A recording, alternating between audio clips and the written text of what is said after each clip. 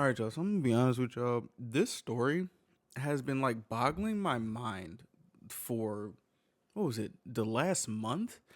And surprisingly, and I swear timing is crazy. Stephanie has a video on Miss Nancy Guthrie. It's a little scary. I'm gonna be honest with you, just off of the timing, but this whole situation is weird and terrifying.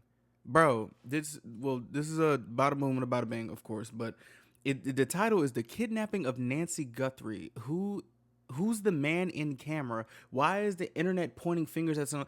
Like, fool, I sometimes I try to stay away from a case that I don't know nothing about, but this one specifically is so odd.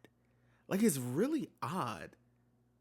So we're watching this, Miss Stephanie. You know what I'm saying? This, I guess, is this the first time I caught a bada boom and a bada bing while it released, bro? I've been trying to research this case and try to find a way to talk about this because my mind is so boggled.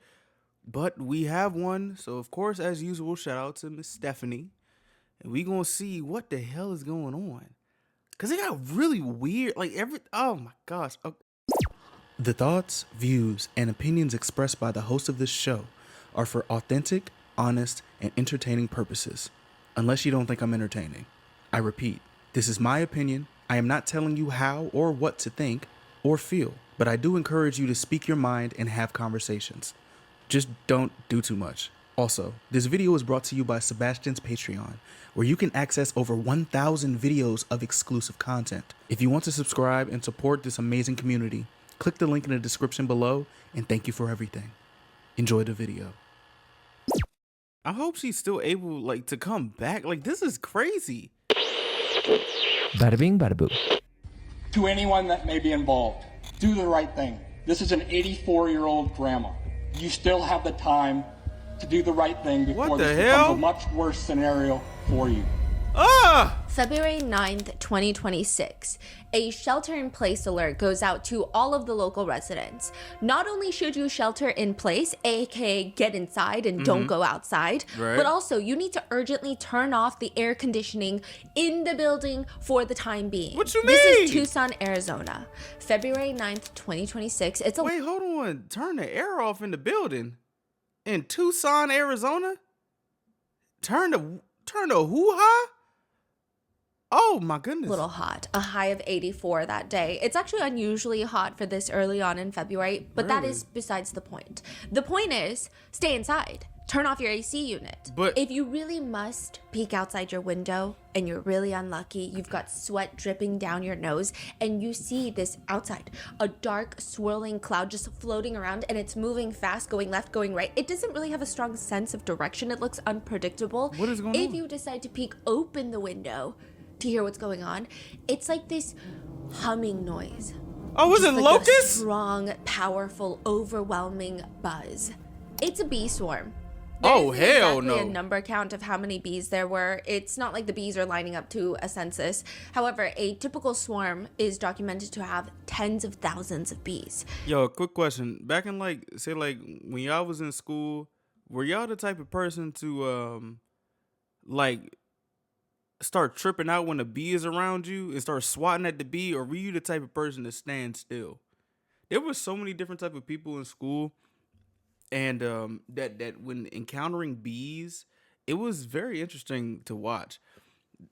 I was the stand still person. I ain't gonna hold you, because I ain't want to agitate the bee, because the bee got the stinger. And from what I know about bees, well, it depends what type of bee you got. Is it going to be like a honey bee or a carpenter bee or a damn wasp? I was not trying to find out.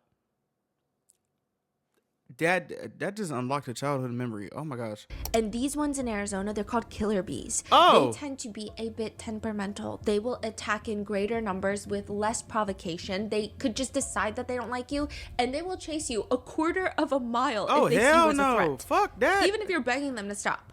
Also, you have to turn off the AC because bees, when they're looking for a new hive, they love anything that has a little bit of moisture and has vibration, which is an AC unit. So then they'll try to make a hive in your AC unit, and God forbid, those bees get sucked into your house. Now they're pissed off. They just went on a tumultuous, turbulent ride, and they have no escape. This is the type of stuff I be saying. Like, nature is scary, bro.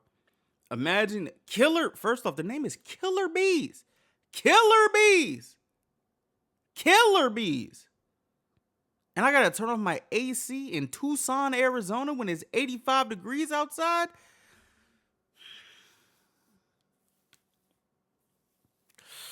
Oh, my heart goes out to the people out there. Also, what the fuck does this have to do with this case? Not great things are going to happen in that situation. It's not going to end well for you, the bees, or the AC maintenance guy. Thankfully, the bee swarm in Tucson, Arizona is contained. The shelter in place is removed. That's not the only swarm Tucson is dealing with. On the other side of Tucson, there is a completely different swarm taking place. They call it Tent City. It's like an RV show, but with tents. It almost feels weird because it's like an entire street in a residential neighborhood has been sectioned off. They've got tents lined up. It's like they're trying to sell tents. That's the feeling. It's just tent after tent after tent all lined up. If someone was in the market for tents, it almost seems like the perfect place to walk down the street and see which tent is holding up in the Arizona sun the best. Really? But Tent City is not a real tent selling street. It's just a gathering of tents. Dozens of tents set up on the side of a residential road, staying all day, all night. There are people underneath full makeup, studio lights. Typically next to each tent is an SUV, blacked out windows, one or two people hiding inside away from the heat, someone on a phone call. It seems like all the tents. So this is just people who are trying to figure out what the hell is going on, but also getting the hot scoop about what's going on, right? That's what I'm feeling. That's what I'm feeling. Are here for a specific house on the street, and they're all facing it. They're parked as close as they can get to this house, setting up their tents, filming, recording the house. The house itself, from drone footage, looks more like a compound, but that could just be the type of homes in this area. It's Arizona. It's in the mountains. It looks isolated. The house is surrounded by cactuses that are 2 stories tall, and it's all one floor. It's a ranch-style home. It looks like a government building. It's just red brick buildings with an arched doorway to the front porch, glass windows all around. Architecturally, I mean, I know nothing, but it does look beautiful. But the tents are not here to appreciate craftsmanship. They're all waiting for something weird to happen. What you mean? And they don't have to wait that long. A woman arrives in front of the red brick house, and she's just sobbing, breaking down. What? Another woman claimed that she had a vision of what happened, and it led her to the red brick house. What? There are 4 to 5 foreign men, and you have to look for a basement. 4 to 5 foreign men? Yeah. Just a vision, just a feeling that she got. I mean, I believe in people having visions, but hold on. Because the thing about this case for me is like, bro, I thought some kidnappers took, was it a news anchor's mother? And there was like no proof of life. They were like asking for money or something like that. Like this is, that's how you know my research be butt sometimes, bro. Like what? And then a woman comes wearing a super short black crop top that just covers her chest. Why is she dressed like a Yeezy model? What the fuck? Huh? Short mini shorts with big black boots. I mean, the outfit is very reminiscent of what Kanye's wife, Bianca Censori, would wear. She's seen taking photos, posing in front of the tents outside of this big red brick house. Some people are shouting at her from the tents, embarrassing! And she's flicking them off. Huh? She continued, she's like posing. She's having a desert photo shoot.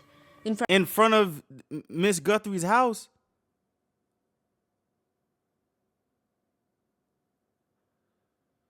Hey, bro, you... In front of the tents, in front of the house.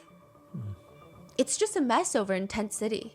That, of course, mixed with the constant presence of SUVs with tinted windows and yellow do not cross tape that keeps going up and down, taken up, taken down, taken up, taken down. There's helicopters circling this red brick house. There are people camping out in the trees like they're practicing guerrilla warfare, but all they have is a super zoom lens camera in their hands and they're taking pictures. Everybody's in a tent, and all of these people are documenting the days after Nancy Guthrie has gone missing.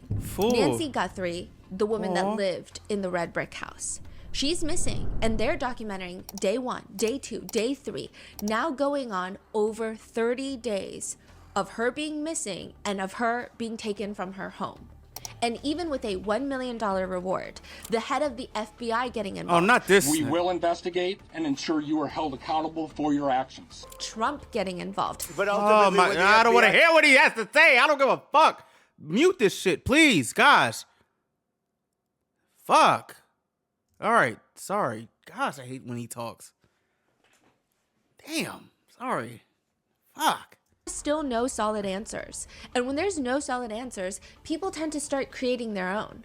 Like, is this case a cover-up for something else? What do they not want us to know about this case?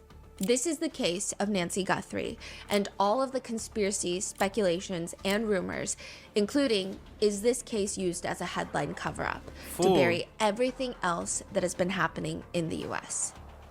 Fool, I'm not gonna hold you, bro. The whole kill about everything right now in this moment, it may feel like a cover-up, but at the end of the day, something can be real and also be used as a cover-up. You know what I'm saying? Like, I'm not trying to be the person that's like, oh yeah, they just took this 84-year-old woman to just do this stuff, to just have this dog and pony show and stuff. Like, bro, no, hold on. She's 84 and she's missing. We need to, like, actually find her and see where she's at.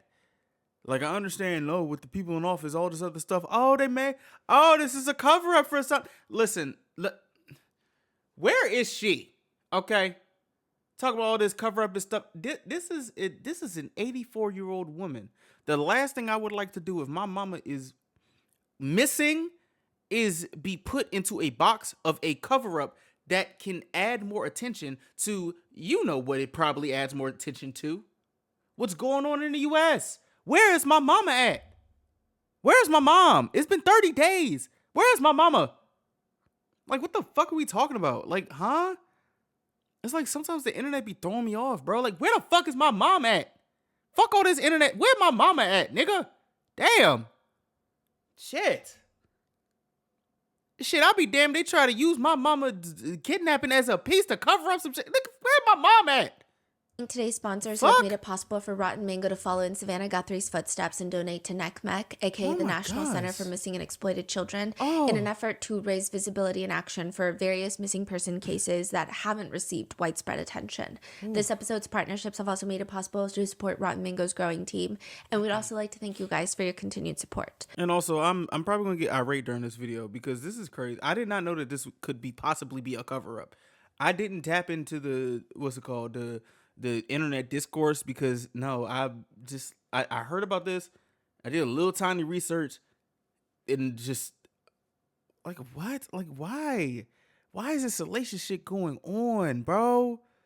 Fuck. As always, full show notes are available at rottenmangopodcast.com.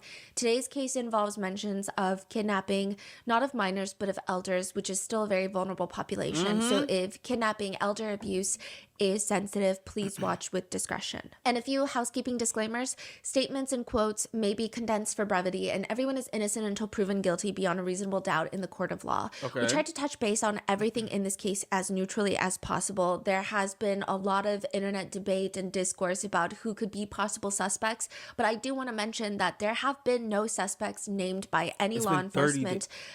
This is just people coming up with answers in a time when there are none.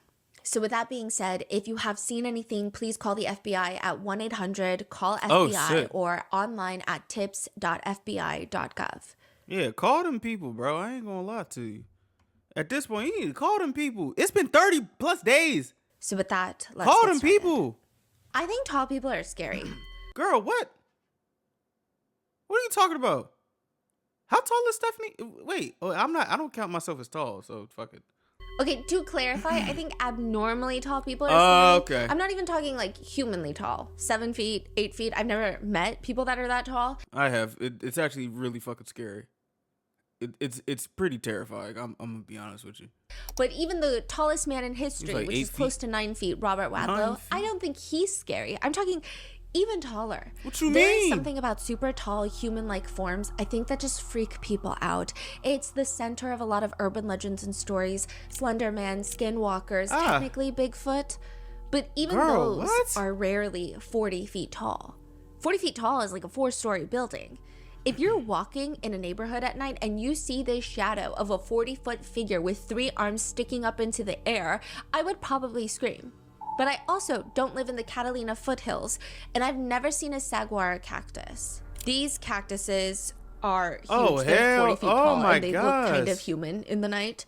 And Tucson, Arizona is a very unique place where they have anti-light pollution ordinances in place. So they don't let you have bright city lights, or even in the suburbs, you can't have those really bright lights that light up your driveway, light up the outside exterior of your home. Interesting. Really? Wow. Yeah, so it's Is it dark. to protect the wildlife, or No, Tucson is known for just beautiful astronomy. Oh, well then, yeah, don't let them have them damn lights. Hold on, you ain't fucking up the sky.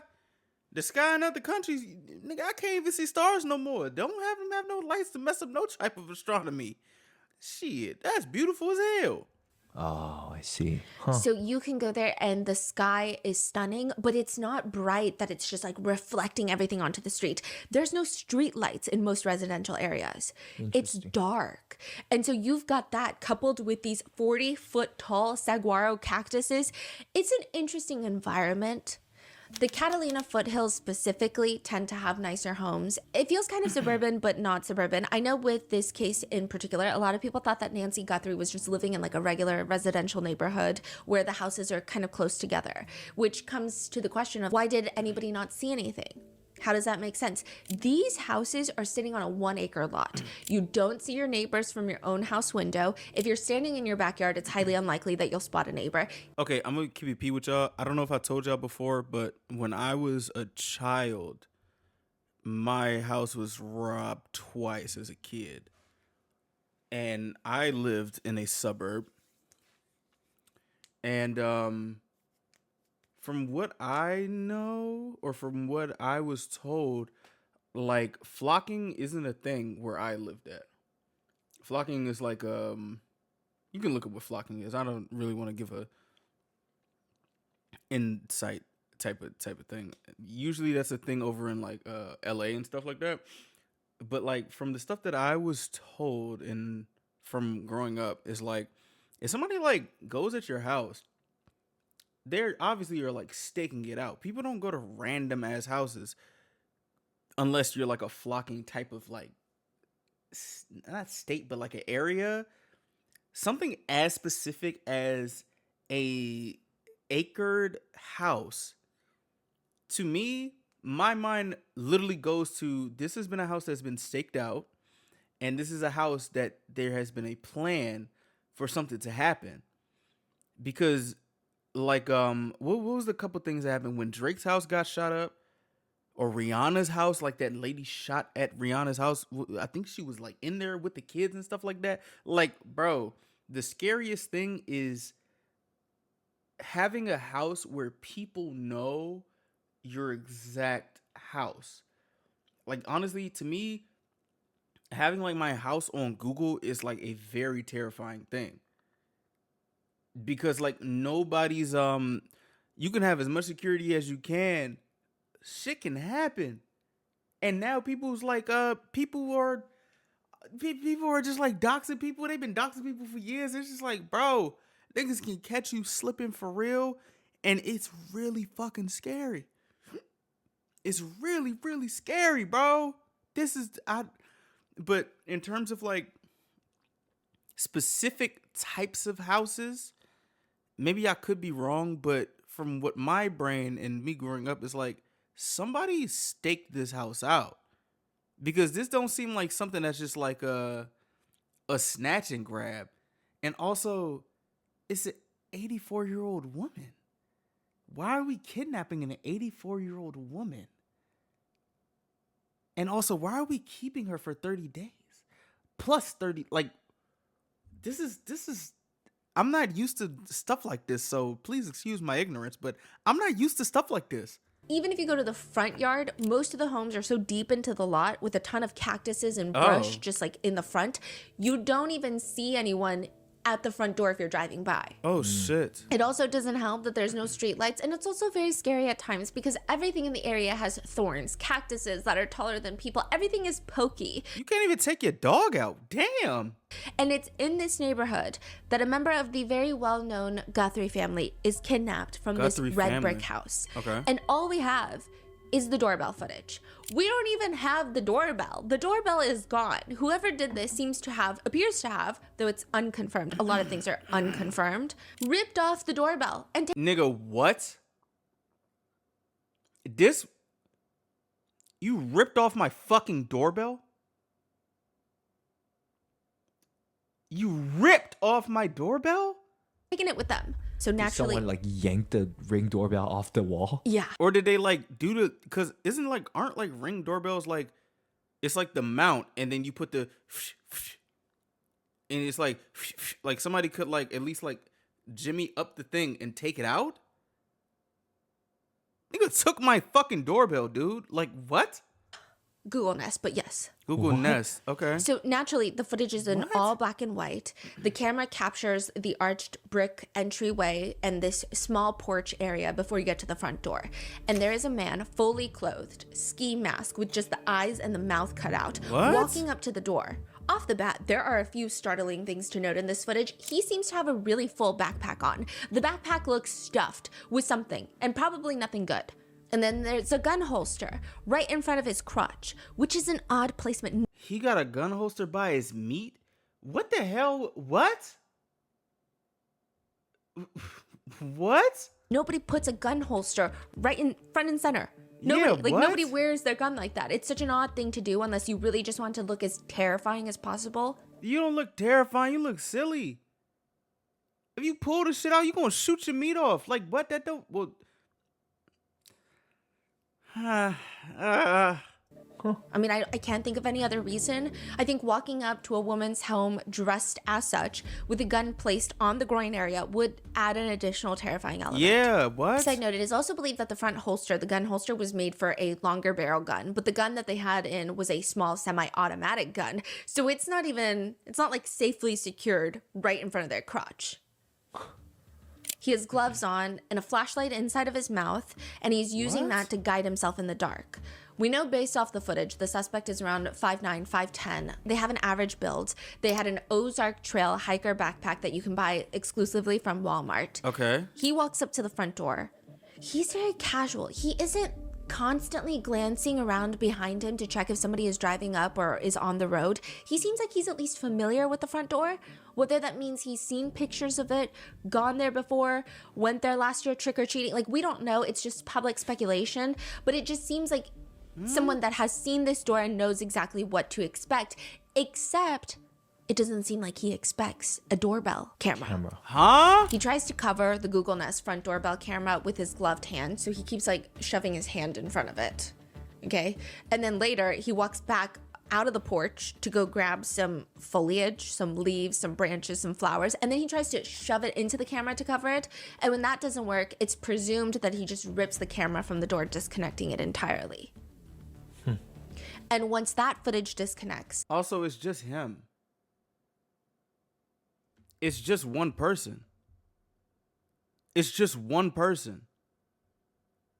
Usually when say like, or maybe this is just from, I don't know.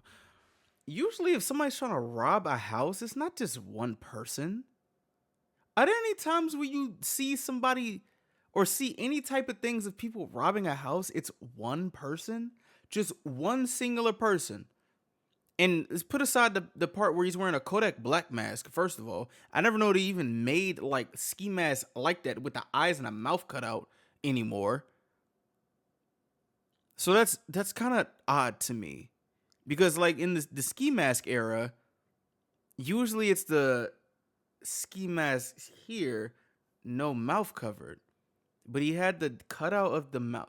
Like do they sell that? Do they sell that in Arizona? I would think you would have to get that off of Amazon or something. Like this specific one with the mouth cut out, like it's a burglar from, or how people do like burglar concepts for album covers and shit. Like what? That's so obscure. I I could be just like playing semantics, but it's just odd. It's really odd.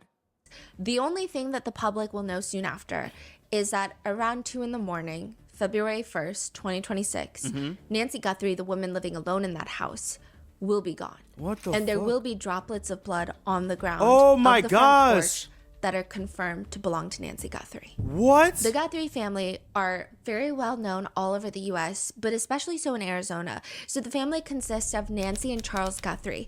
Charles Guthrie passed away a long time ago, rest so in it's peace. mainly just 84-year-old Nancy Guthrie. By herself? Nancy and her husband Charles went to the University of Kentucky, and that's how they met. And the two of them have 3 children. Okay. Annie, Cameron, and Savannah Guthrie. Okay. Annie is a writer and a jeweler. She teaches classes, creative writing courses at the University of Arizona Poetry Center. Oh. She also has a book on the craft of jewelry making. She's married to a man named Tommaso. He's very important later. They share a young child together. And I say important later because of the online discourse, not Okay. because of anything else. Okay, so you've got Annie and her husband Tommaso.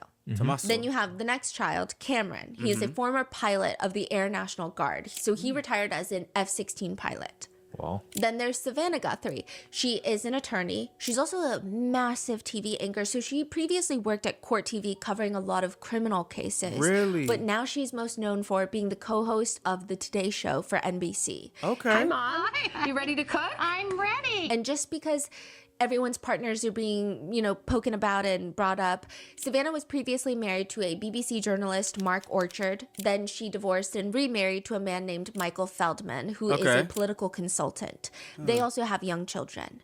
Savannah was going to be co-hosting the Olympic ceremony for NBC as a co-host for the Winter Olympics, but she could not attend. Well, because February 1st, someone kidnaps her mother. yeah, what? But who would want to take 84-year-old Nancy Guthrie? I know it sounds morbid, but a lot of the conversation online was if you had to bet money, and I know that sounds weird, but I think it just points to the confusion that people have. If you had to assume that someone was going to get kidnapped, maybe it's the one that's nationally known. Like, it just doesn't make sense. Why would you take an elderly woman from her home when she's sleeping? My thought would be to get the person who's nationally known to get a ransom out of the person that's nationally known. But the whole killer is, how the fuck did they know where she lived?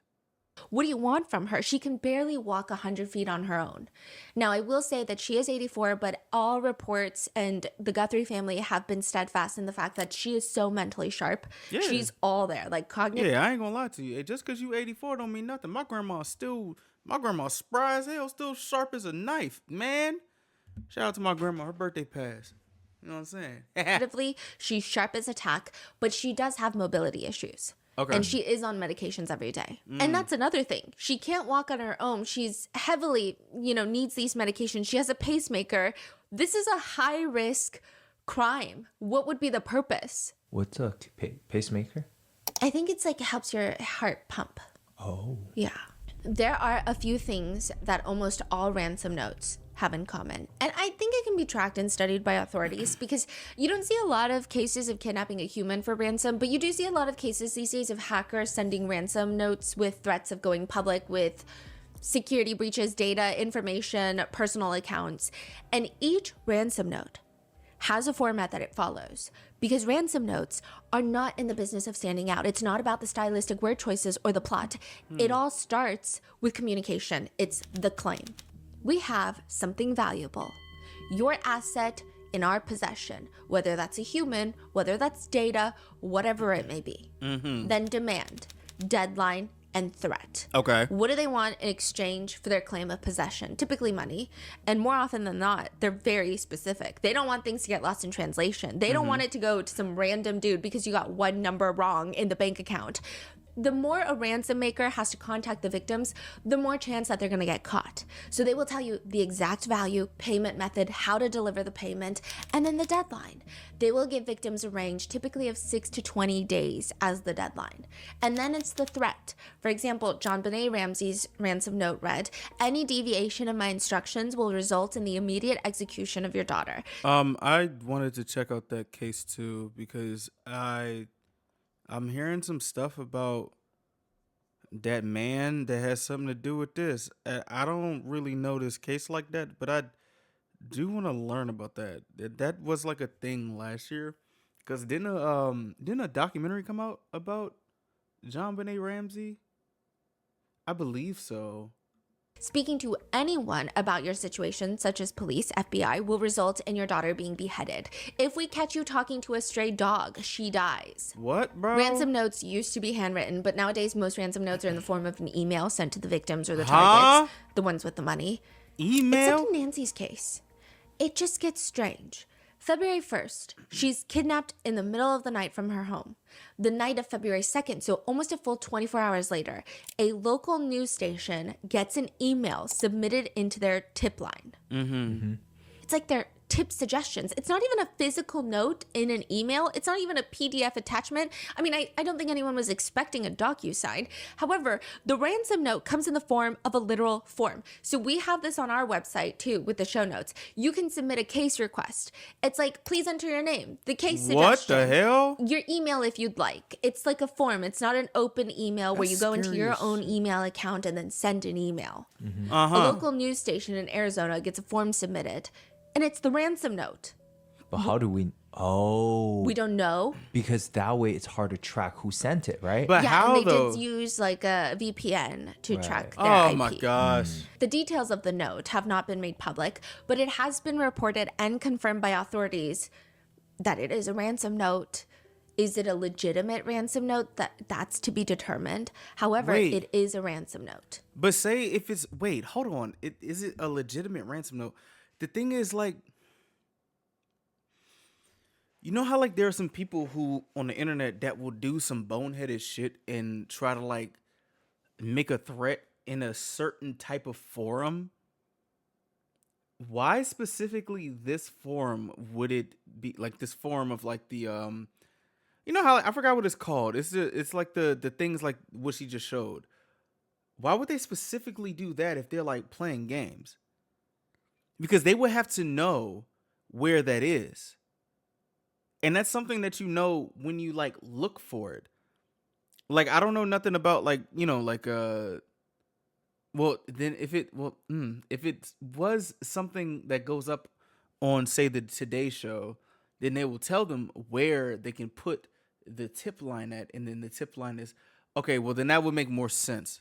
Another local news station confirmed that they also received the same ransom note. What? And then I believe the next day, so 48 hours after, TMZ receives a very similar ransom note. So this person is not sending it to the family directly. No, but he sent instead it to the news. Yeah. But her daughter is on the news.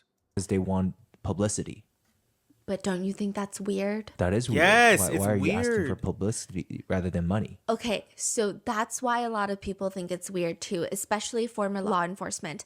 They're saying maybe if you're trying to hedge the chance of being caught, so you want to send it not directly to the victims, but you send it through these news networks. But a lot of experts are saying publicity is the last thing people want when they're making a ransom note. Yeah. Because, I mean, unless you're saying, hey, I'm going to air out my grievances because the system did me dirty, or you're trying to make a message out of something. But if that's not the case, you don't want publicity, because let's say you do get the Bitcoin. They're asking for $4 to $6 million in Bitcoin. Let's say you do get the Bitcoin. Now you have to drop Nancy off somewhere. Right. The last thing you want is eyes and ears everywhere. It just doesn't make Exactly. any sense. Exactly. But these 3 news outlets, they get ransom notes. These are some insane ass things. TMZ, bro, TMZ is like I don't know about TMZ no more, bro. It's something about TMZ that just rubs me the wrong way now. And it's been doing that for a bunch of years. But I say Fox 10, okay. 13 News, I don't know about that. But TMZ, it's something about TMZ, bro. That are said to be very similar, detailing 2 separate deadlines and 2 different demands. So it's like, here's the first deadline. We want 4 million in Bitcoin to this Bitcoin wallet. If you can't do it by this day, we'll give you an extension of 3 4 days. million. But you're going to pay 6 million now. What? What's the deadline for the first one? How many days was given? It's to like February 6th. It's like a week. Oh. Not even. A week to transfer Bitcoin? First the fuck of all, Bitcoin dropped like shit for a good amount. And you want 4 million in Bitcoin? If I don't give it to you in a week, you gonna pump it up to 6? How the hell do you even know I even have that much Bitcoin in my shit? do you even know if I have that much money in my stuff? See, this, oh my gosh, bro. Really, because they don't get the ransom note until later. So she disappears February 1st. They don't get the ransom note until February 2nd. And if the deadline is February 6th, it's like, it's 5 days. It's like no time. 4 days. Yeah. 4 or 5 days. And there doesn't seem to be any proof of life given in the letters, in the note. And I will say that Harvey Levin, who is the founder of TMZ, has been a little bit more vocal about what's been in this said ransom note. The other outlets seem to be a little more hush-hush. But he was in an interview with Sean Hannity, and he said, I will say the letter begins by saying she is safe but scared. And they go on to say she knows exactly what the demand is. I will say that there are real reasons based on what's written there that I believe that this person is in the radius of the Tucson area. So the authorities have stated that they know of the ransom demands. They have shared it with the family, and they cannot verify if this is legitimate or not. They are taking it seriously, though, but this is not authenticated. And there's just so much about this ransom note that is weird. Like the fact that ransom makers don't want things to be public. So when the mother was kidnapped on February 1st, it's already viral. The news was not hush-hush. So everybody knows about this. So there could be a copycat or someone just trying to make some money. What right? you mean? Okay. Yeah, Oh and my they did not provide gosh. proof of life. It is just very odd. Yeah, that the thing about the proof of life thing is really like pissing me off because don't normally they provide proof of life? Because if you don't provide proof of life, wouldn't it literally just be like, bro, I would just think you just, my mom's not here no more. Like, I need proof of life. You can't just like give this, you can't just get, well, I'm sorry, I don't know hostage etiquette, but like you can't just give a demand and not give proof of life. Just give this in and we gonna get, who's to say I give you the 4 million or the 6 million and she not even there? I don't think you can reverse a Bitcoin transaction, can you? I don't think so. they would want media attention. It just doesn't make sense. It's not like they're the Zodiac killer who's taunting the police and the city. It just feels weird. It almost feels hasty, not well thought out. And also the fact that it's been 30 plus days, bro. It's been 30 days. You give somebody 6 days to do something, give or take 4 to 6 days. Y'all at day 30. Now, who's to say people aren't going to think you just bullshitting now? And we still haven't gotten proof of life? Our netizen theories online that perhaps this was supposed to be a regular home invasion, but maybe Nancy, fearing for her life, could have mentioned that her daughter is Savannah Guthrie and like she has money and she'll pay, just leave her alive. So it was a robbery, but then they realized that they could probably get a ransom, so they take Nancy, and that's why the ransom note feels hasty. Other people are suspecting, like you, maybe the ransom note has nothing to do with who has Nancy, because it could be completely separate if there's no proof of life. Now, the authorities, they must feel it's legitimate to some degree. So there have been like some reporting that in the ransom note, it either detailed something that Nancy had been wearing or detailed something in the house, perhaps an Apple Watch detail. Is it better that they don't release the details of the notes? Or is it part of the notes that they say, don't release this? Why is it unclear what's on there? The authorities have been pretty quiet about what's in anything. I think that's pretty standard protocol for the FBI. They don't like to talk about anything that they discover until an indictment is slapped onto the table. But for the local sheriff, he has been talking. He's been yapping quite a bit, actually. Sheriff Nanos, he's the one heading the investigation, but they don't want to talk about the contents of the ransom note. Okay. Which I think is probably intentional, and I think it makes sense. Okay. But they just keep saying, it's not authenticated, but it does seem like there's some detail in the ransom note that makes it feel like it could be real. Okay. But if it is real, the demands are this. By February 6, 2026, Thursday, 5 p.m. local time, the kidnappers want $4 million in Bitcoin transferred to their Bitcoin wallet. If the Guthrie family cannot make that happen, then they have a second deadline. Monday, February 9th, 2026, $6 million in Bitcoin. These are the two deadlines, with the insinuation being if the second one is missed, Nancy Guthrie's life is on the line. The whole kill about this is like when you transfer Bitcoin, you can't just it's not like an instant transaction. It's not like it's like an Apple Pay type thing where they take like a fee. It's gonna take some time, especially with 4 million. Like, what the fuck? February 4th, so this is 3 days after Nancy goes missing, 2 days before the first ransom deadline. Nancy's daughter, Annie Guthrie, gets a text message. So does her husband, Tommaso. Did you get the Bitcoin? We're waiting on our end for the transaction. Excuse me? Then a brief 9-second phone call comes in to one of the family members. This is like usually the moment in the movies that the agents are looking for. The part in the movies where they do their best to get the family member to keep the caller on the phone for as long as possible so that they can try to trace the phone call where it's coming from. What? And the call leads back to a 42-year-old man in California, to a man named Derek Colella. Who the fuck? Wait, hold on. Yes. I'm so sorry. Wait, who's to say they ain't spoofed the number? Did they spoof the number? A few days later, this guy, 42-year-old, texts them. Yes. Wait. And he called them? Yeah, for 9 seconds. Saying what? We don't know. What? But it's a 9-second phone call. Nobody knows the context of the phone call? I mean, the police. Police does? Yeah. Okay. All right. And then they hang up. Ah. So the police track that number to a 42-year-old man in California. But who?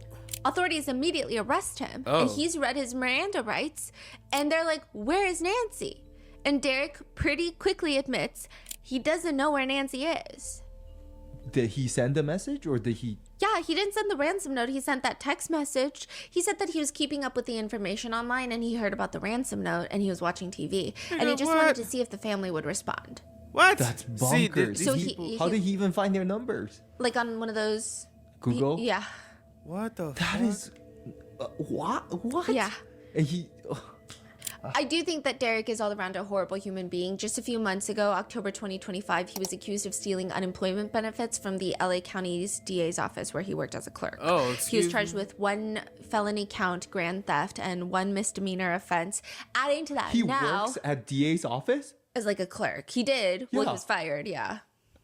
What is going on? Yeah. This He is a works for mess, DA's fool. office and he commit these crimes. He knows what's going to happen. Yeah. Man. This is getting weirder. He has been, arrested and charged with transmitting a demand for ransom in interstate commerce and using telecommunication devices with intent to abuse, threaten, or harass. Oh. The FBI has come out to state, because the FBI doesn't state a lot of things, but they did come out to state.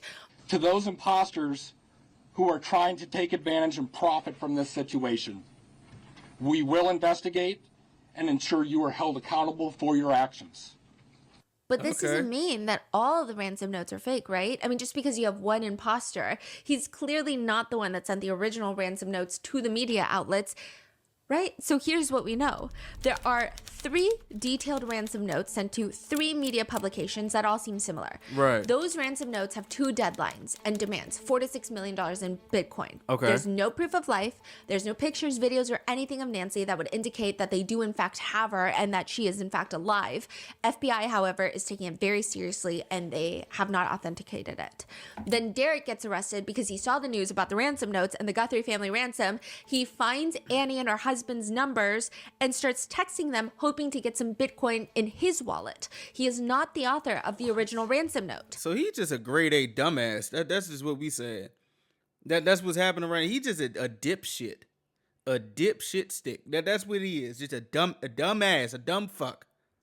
So the original ransom What? note still stands. The FBI has brought in crisis negotiators, personnel from Oh my Quantico, gosh. and as limited the ransom note seems to be, it seems to be one of the big things that the authorities seem to have in terms of finding Nancy and bringing her home. That and $6 million of Bitcoin, right?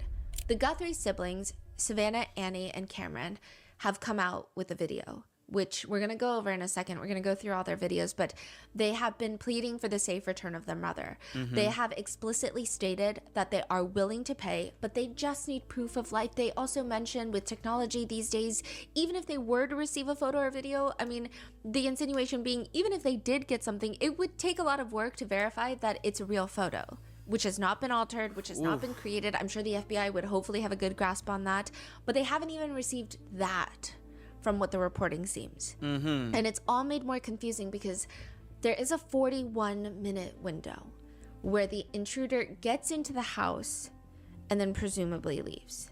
So let's go through the timeline real quick. What? This is so 9:48 weird. p.m., Nancy is dropped off at home after dinner at her daughter and son-in-law's house. Okay. Which is Annie Guthrie and Tommaso. Savannah Guthrie lives in New York City. Okay. All right. Annie lives 10 minutes away, so she gets dropped off after dinner at 9:48 p.m. Right. At 1:47 a.m., the doorbell camera is disconnected. Okay. At 2:28 a.m., Nancy Guthrie's pacemaker disconnects from her phone, meaning that she is likely moved out of the Bluetooth range of her phone that her pacemaker inside her body is connected to, which leads the public to assume that whoever was outside the house made it inside. Also, we, the public, don't know. There are rumors that there were signs of a forced entry. There are rumors that there were no signs of a forced entry. What? We don't know. Right. So without the pacemaker connected, does that impact her? No, it doesn't impact the pacemaker, or at least it shouldn't by most reporting. I'm not too familiar with pacemakers, but it shouldn't. However, she does take daily medication that she needs that is prescribed to her, and it doesn't seem like those were taken from the house. Like, is it life-threatening without it? Yes. Yeah. What? Yeah. Yes, it is. So that's why there were rumors that she was taken into Mexico. There are a lot of pharmacies near the border. So Nancy's house is about an hour and a half drive from Mexico, the border. And there are a lot of southern pharmacies south of the border where they will sell a lot of prescription medication without a prescription. Okay. So maybe she was taken into Mexico so that they could acquire, or I mean, someone could have gone across the border, acquired such medication if this was all planned out, and then kidnapped Nancy if she is alive. I see. Right. Oh my But gosh. regardless, the public assumption is that whoever made it into the house stayed for 41 minutes. And there are blood droplets that belong to Nancy outside her front door. That 41 minutes, it That's makes a lot people of wonder, blood, and fool. I mean more so worry, about what the hell could have happened inside that house for 41 minutes. There are videos popping up all over the internet that have very shocking titles. Savannah Guthrie devastated. New shocking revelations about Michael Feldman. Michael Feldman being her husband. Another title from a video is Michael Feldman arrested. Savannah Guthrie left in shock. What Savannah Guthrie discovered about Michael Feldman left her shaken. All the videos coming out are around Nancy's disappearance. And when you click on the video, it's this oddly monotone, deep voice that will narrate you. And it shows you a slideshow of pictures of Savannah and her husband smiling. His name is Michael Feldman, a political strategist. Is this some AI videos where they just put some information on the screen and just do some shit like that? That's what this seemed like. Oh, this...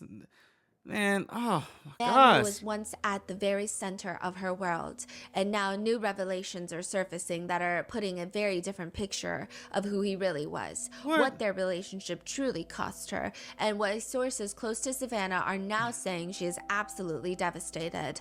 This is not a tabloid story. This is not gossip. This is the story of a woman who gave up everything, her truth, her time, her heart, and what happened when the foundation she thought was solid turned out to have cracks. Nah, bro, this reminded me of the stuff. Sorry, Stephanie. The video goes on and on and on. This is something. It reminds me, like, you know how like on X, there will be like those pop media type sites that will have a video of somebody saying something, and the whole caption or like the caption of the post will be something completely different than what they say. Like, have y'all ever seen stuff like that?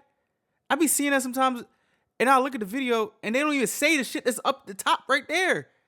Like, why? And this is one of the things that I hate about this AI pushed shit. Like, bro, like, what? There'll literally be a video of somebody saying something completely different, and then the caption will just say whatever. This clickbait media stuff really has gotten completely worse within the last year, too. On like this for 25 minutes, saying things like, people say Savannah would carry the emotional weight of their entire household on her own. Mornings when she would wake up before dawn to prepare for broadcast, come home to manage the family and still find room to be the supportive partner, the present mother, the steady force in everyone else's storm. What no one was asking out loud was, who was being steady for Savannah? This is like when what was it, Cinema Sins. You know, like Cinema Sins just be fucking rambling about one scene. Like what? The answer, it turns out, was far more complicated than anyone wanted to admit. So like AI made it? Yeah, AI generated slop. These videos never say anything. They just have a crazy headline that insinuates Savannah's husband, Michael Feldman, is guilty of something and that she has been left devastated. Whoever is mass making and uploading It's these a lot of insensitive people, AI bro. generated slop during Nancy's disappearance seems to want everyone to believe that Savannah's husband, Michael Feldman, is suspicious. But the internet might be doing something slightly worse. What? That is not the member in the family that the internet has started to pick apart.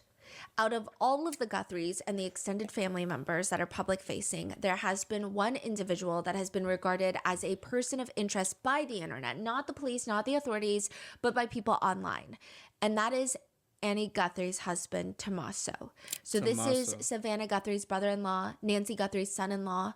And I would like to heavily emphasize, however, that every single public-facing member of the family appears to have been cleared by the authorities. Okay. The sheriff has stated intensely, to be clear, the Guthrie family, to include all siblings and spouses, has been cleared as possible suspects in this case. The family has been nothing but cooperative and gracious and are victims in this case. Okay. To suggest otherwise is not only wrong, it is cruel. The Guthrie family are victims, plain and simple. Please, I'm begging you, the media, to honor your profession and report with some sense of compassion and professionalism. Yeah, the media ain't that no more.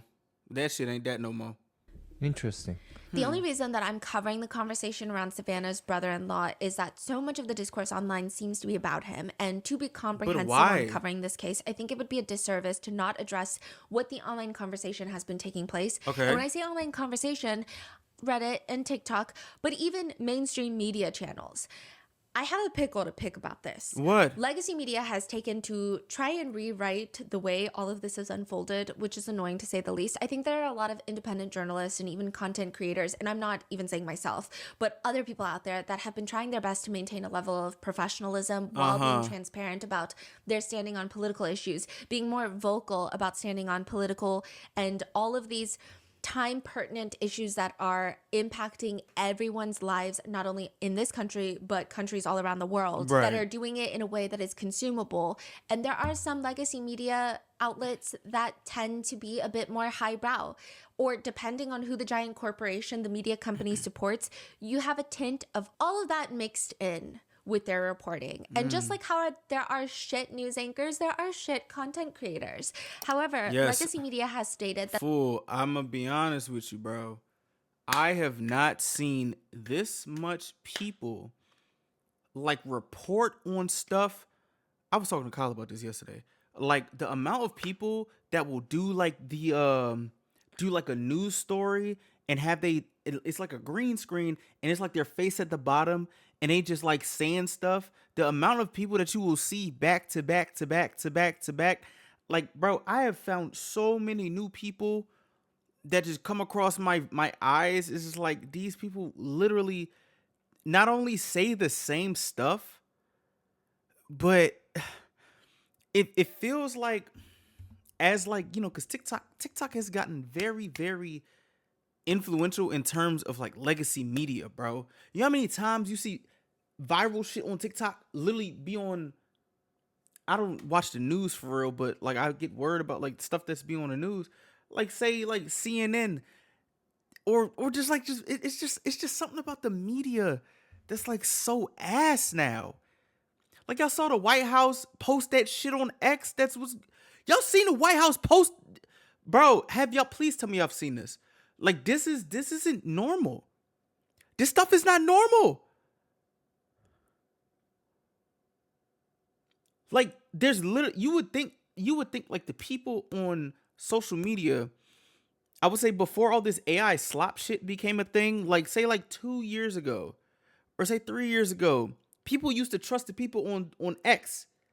People used to trust the people on TikTok because mainstream media was just spewing bullshit. Now it seems like the bullshit is on Twitter or X and the bullshit is on TikTok because people just give a fuck about engagement. Like I said before, when I found out the main goal for X is engagement so they can get paid for their posts, I think that's literally where, say, like journalistic integrity died, or just being a good human being on the fucking internet literally died. The amount of shit that I be seeing here is crazy.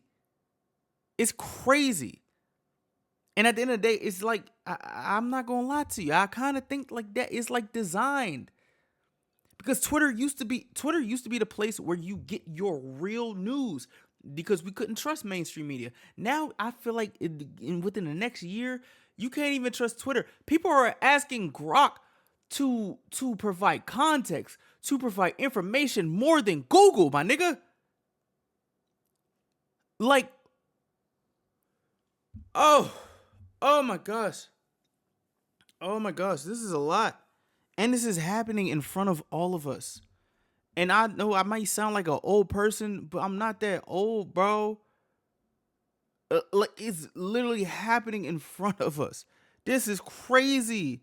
Where is her mom? The internet is the one that put a spotlight on Annie's husband, Tommaso, internet sleuths.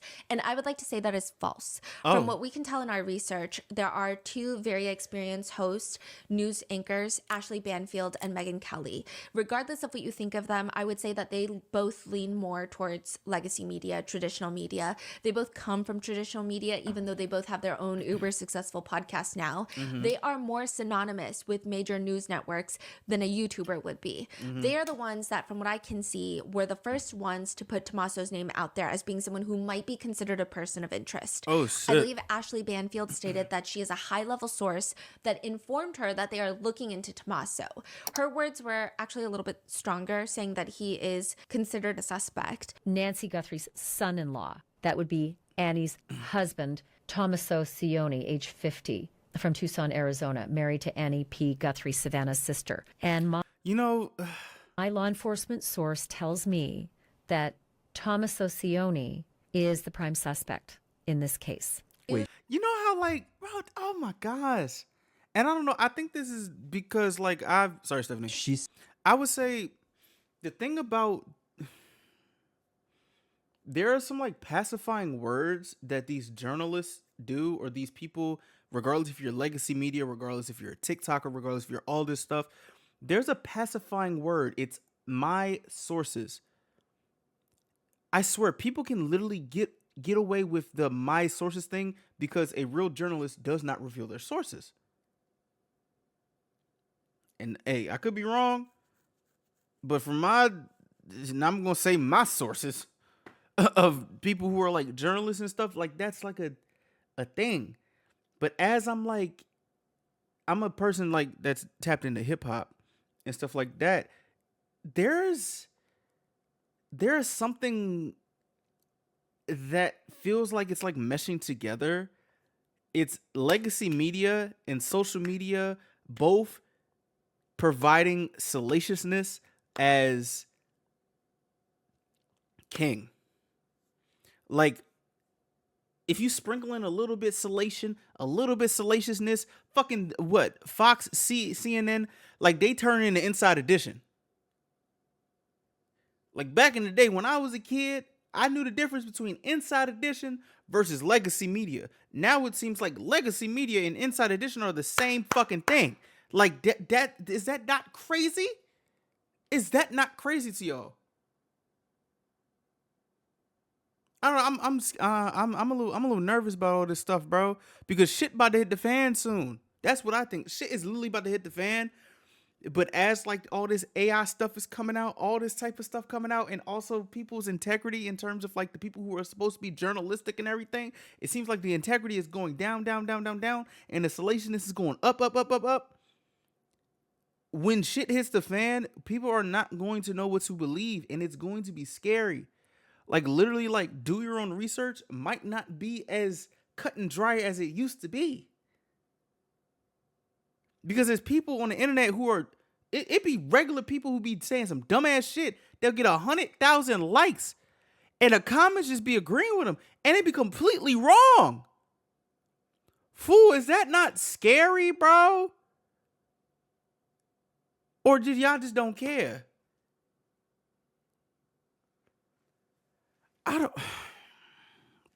It's some scary times, man. Say that it's some real scary times. Yeah, a high-level source. High-level source. Kelly has argued repeatedly that all the individuals closest to Nancy are going to be persons of interest because that is what happens in a case like this. That doesn't mean that this guy did it, and it doesn't mean he's their only possible suspect. But her person said may be the prime, and mine basically said feel free to stay on him. There are people who say certain things that get away with shit like that. You're literally saying put him as a suspect because nobody else has anybody else as a suspect. This is the only person that is the person that is the first person that said that this is something. Obviously, the people going to go after this person. You can't just be like, "Hey, he may not have done it, but I ain't gonna lie to you. With my with my expertise and my experience in this business, I say go for him."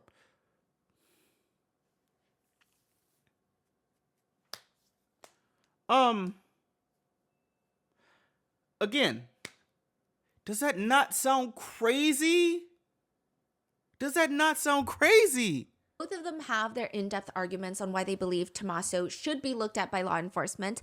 Both of them have much more experience in the industry than probably our whole RM team combined. Okay. This is not me giving a full dissection on what they've said. I'm just telling you what happened. I don't have high-level sources in this case. And other than trying to trace back where Tommaso's name starts becoming a huge topic, I did not extensively follow their coverage on this case. Okay. Though I will note, I did follow Brian Enton. He is another News Nation reporter. He's doing ground coverage. His coverage has been extensive. It's been really thorough, really informative, while maintaining the sensitivities of this case. So I would go give him a listen. But there is that. And all I'm trying to say is, it's just annoying that legacy media is saying that these are TikTokers, these are internet sleuths, these are commentators on the internet that are now pointing the finger at a beloved family member who is also a victim, when that's not really how it started.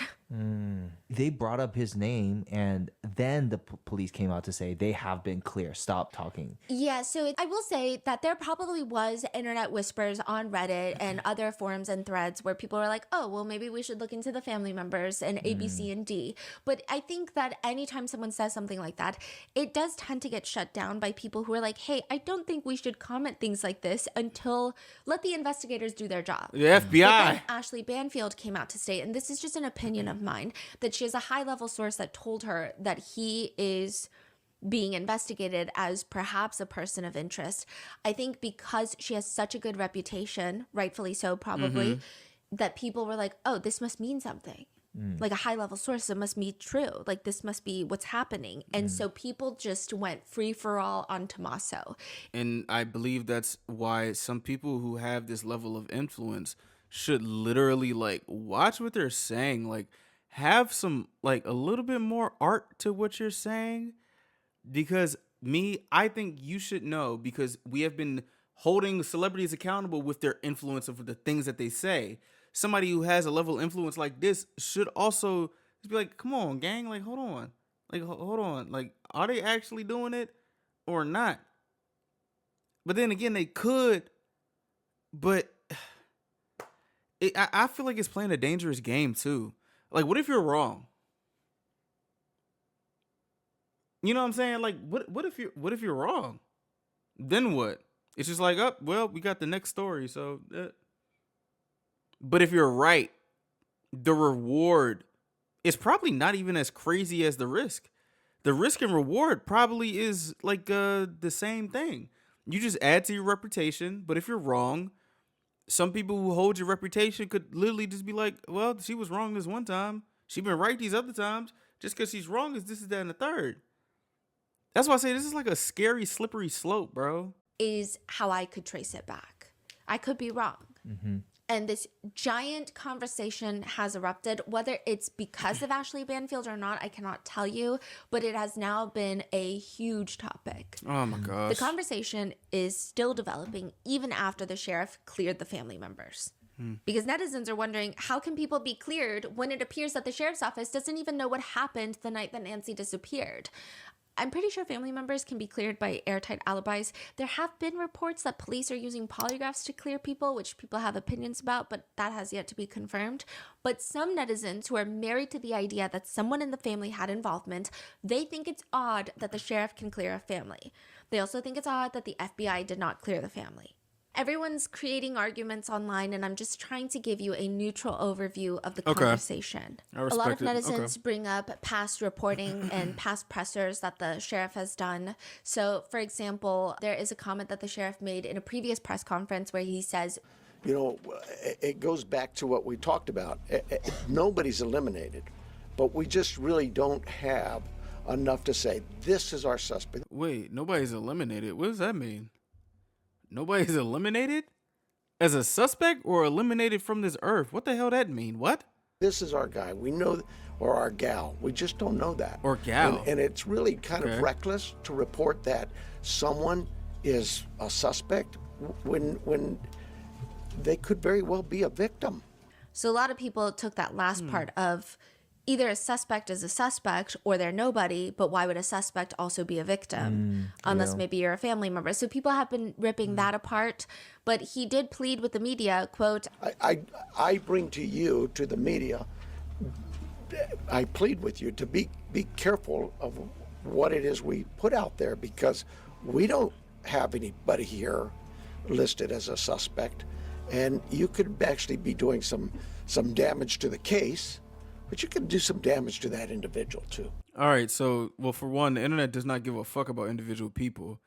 And two, yeah, I would think if the sheriff's department or the police department and FBI don't have a suspect, I think it would be good to safely assume that people shouldn't be a suspect. But like, the internet is gonna internet.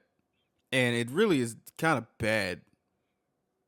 It's really kind of sad how less of a fuck the internet gives, especially to the victim too. Like the one thing that, well, I don't know fully. We're like, what, 40 minutes in this joint. It's just this is a sad. Where's my mama at, man? Social media is kind of an ugly world sometimes. One person straight up asks the sheriff during the presser, are you actively investigating the son-in-law in this case? I know there are reports earlier this week and you refuted that, but you said you haven't eliminated everybody. Have you eliminated him, or are you actively looking at him? We're actively looking at everybody we come across in this case. Everybody. I would assume we would be irresponsible if we didn't talk to everybody. The Uber driver, the gardener, the pool person, whoever, everybody. It's so cliche, but everybody's still a suspect in our eyes. That's just how we look at things and think as cops. Does that mean we have a prime suspect? No, and the family has been very cooperative. They've done everything we've asked of them, and we want that relationship to continue. And sometimes people can be mean out there, and that can really harm us. I also feel like there's no trust in anything anymore. We don't trust the government. We don't trust the media. We don't trust police. We don't even trust the person that's probably there sometimes. Shit, we don't trust nobody. So that, I feel like that just ties into a whole Wild Wild West type of thing. Like, there's no trust in nothing no more, bro. Gosh. Harm our efforts. Netizens argue that it's very strange, especially since the sheriff has made weird comments before all of this, such as, he's asked, Sheriff, you said that you've identified no suspects. Have you ruled out anyone she was with on Saturday night? So remember, Nancy went to go to her daughter and son-in-law's house for dinner. The sheriff responds, you know, we've talked to so many. I'm sure that my investigators have feelings about this one's clear or this one isn't, but no, I wouldn't say anybody's ruled out yet, because what if I rule you out and then later I learn something else? No. I don't think that these statements should be used to throw guilt upon a family member. I would just say that this sheriff is not the most clean cut with his words. He's not very meticulous in the way that he answers reporters' questions. He does seem kind of all over the place. I see. There was like one day where he did a huge media tour where he was on like 5 different news stations, and he's like saying slightly different things on each one. And it's not like he doesn't know the case. It just seems like he's choosing different words that could be interpreted differently, and it just made everybody more confused. So instead of doing one press conference, he just made it confusing. Can we stop asking these people who obviously are... That's one thing I want to know. Why do people be asking somebody who obviously shows that they aren't giving solid evidence, or what they're not giving the answers that are like suffice? Why do we keep asking that person? You know what I'm saying? Like my question is like, why do we keep asking the cow if the cow gonna moo and you asking for a meow? Why we keep asking this person?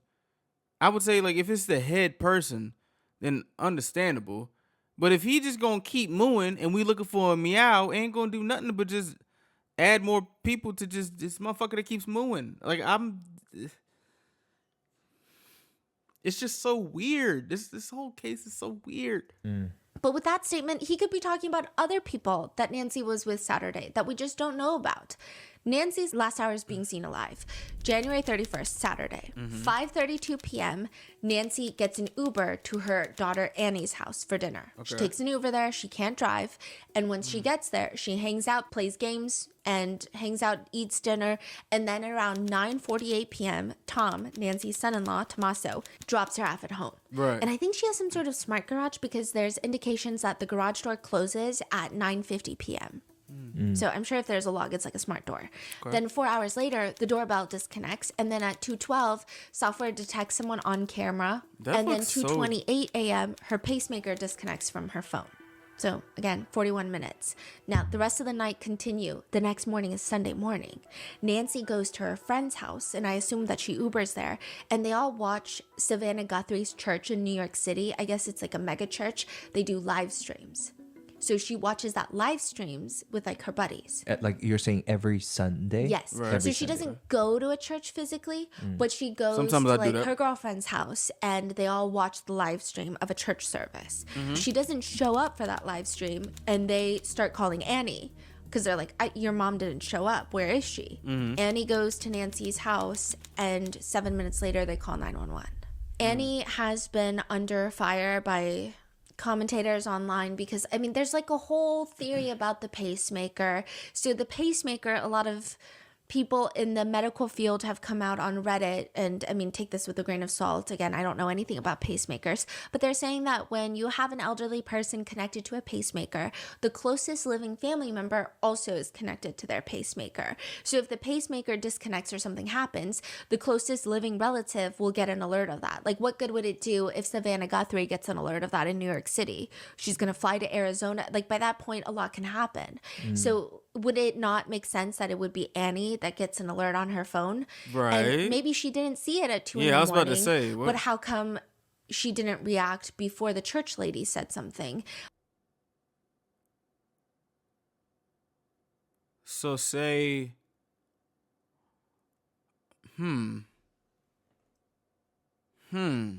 That's been like social media conversation. We don't even know if Annie is connected to her pacemaker. Like, what? She could not be connected to her pacemaker. What the fuck? For whatever reason. Okay, well. So it's just like every little thing, because we're going on over a month now. I think people have so little information. This case has been shoved in all the headlines. I guess to most graciously describe it is it's a case that is nonstop on the news for a month. And so people will read the news, get invested, get emotionally invested, and then there's so little information, I think people start just making up their ideas of what happened. So I'm just going to run through all the things that people think are suspicious about Annie and Tommaso. And this is just me being comprehensive about the internet coverage. It is not me saying that I think that they're involved or that they should be looked at as persons of interest. I think the investigators will hopefully know what they're doing better than I am. There was intense FBI presence around Annie Guthrie's house at one point. Agents were going door to door to ask for consent to search people's properties near Annie Guthrie's house.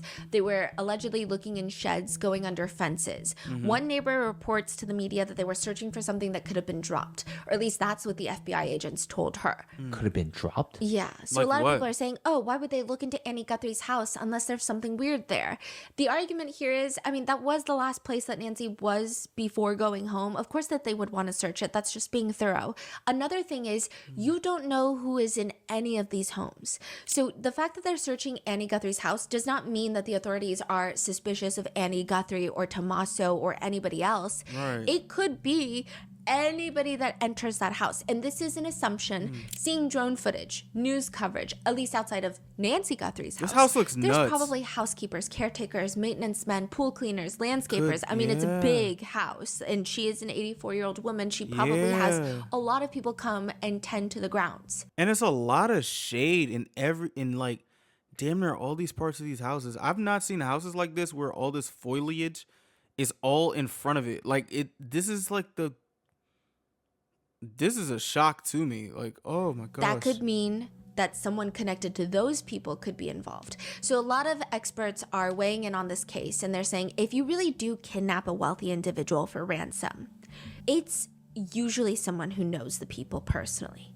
And that's not to say it's a family member, but let's say you have a housekeeper, and maybe it's not the housekeeper, but that housekeeper saw you go on a shopping spree. They don't care, but they go home and over dinner, they're like, oh, I have this one client who just like... The third party. And their cousin is like, oh, that's very interesting. How much jewelry do they have? Mm-hmm. Okay. So they could be searching Annie Guthrie's home, not because of Annie Guthrie, but because Annie Guthrie could also have housekeepers who talk, or she could have groundskeepers who talk. Right. And in defense of the family members, there is no warrant to search Annie Guthrie's house. It's been publicly stated that Annie and her husband have consented to a search of their home.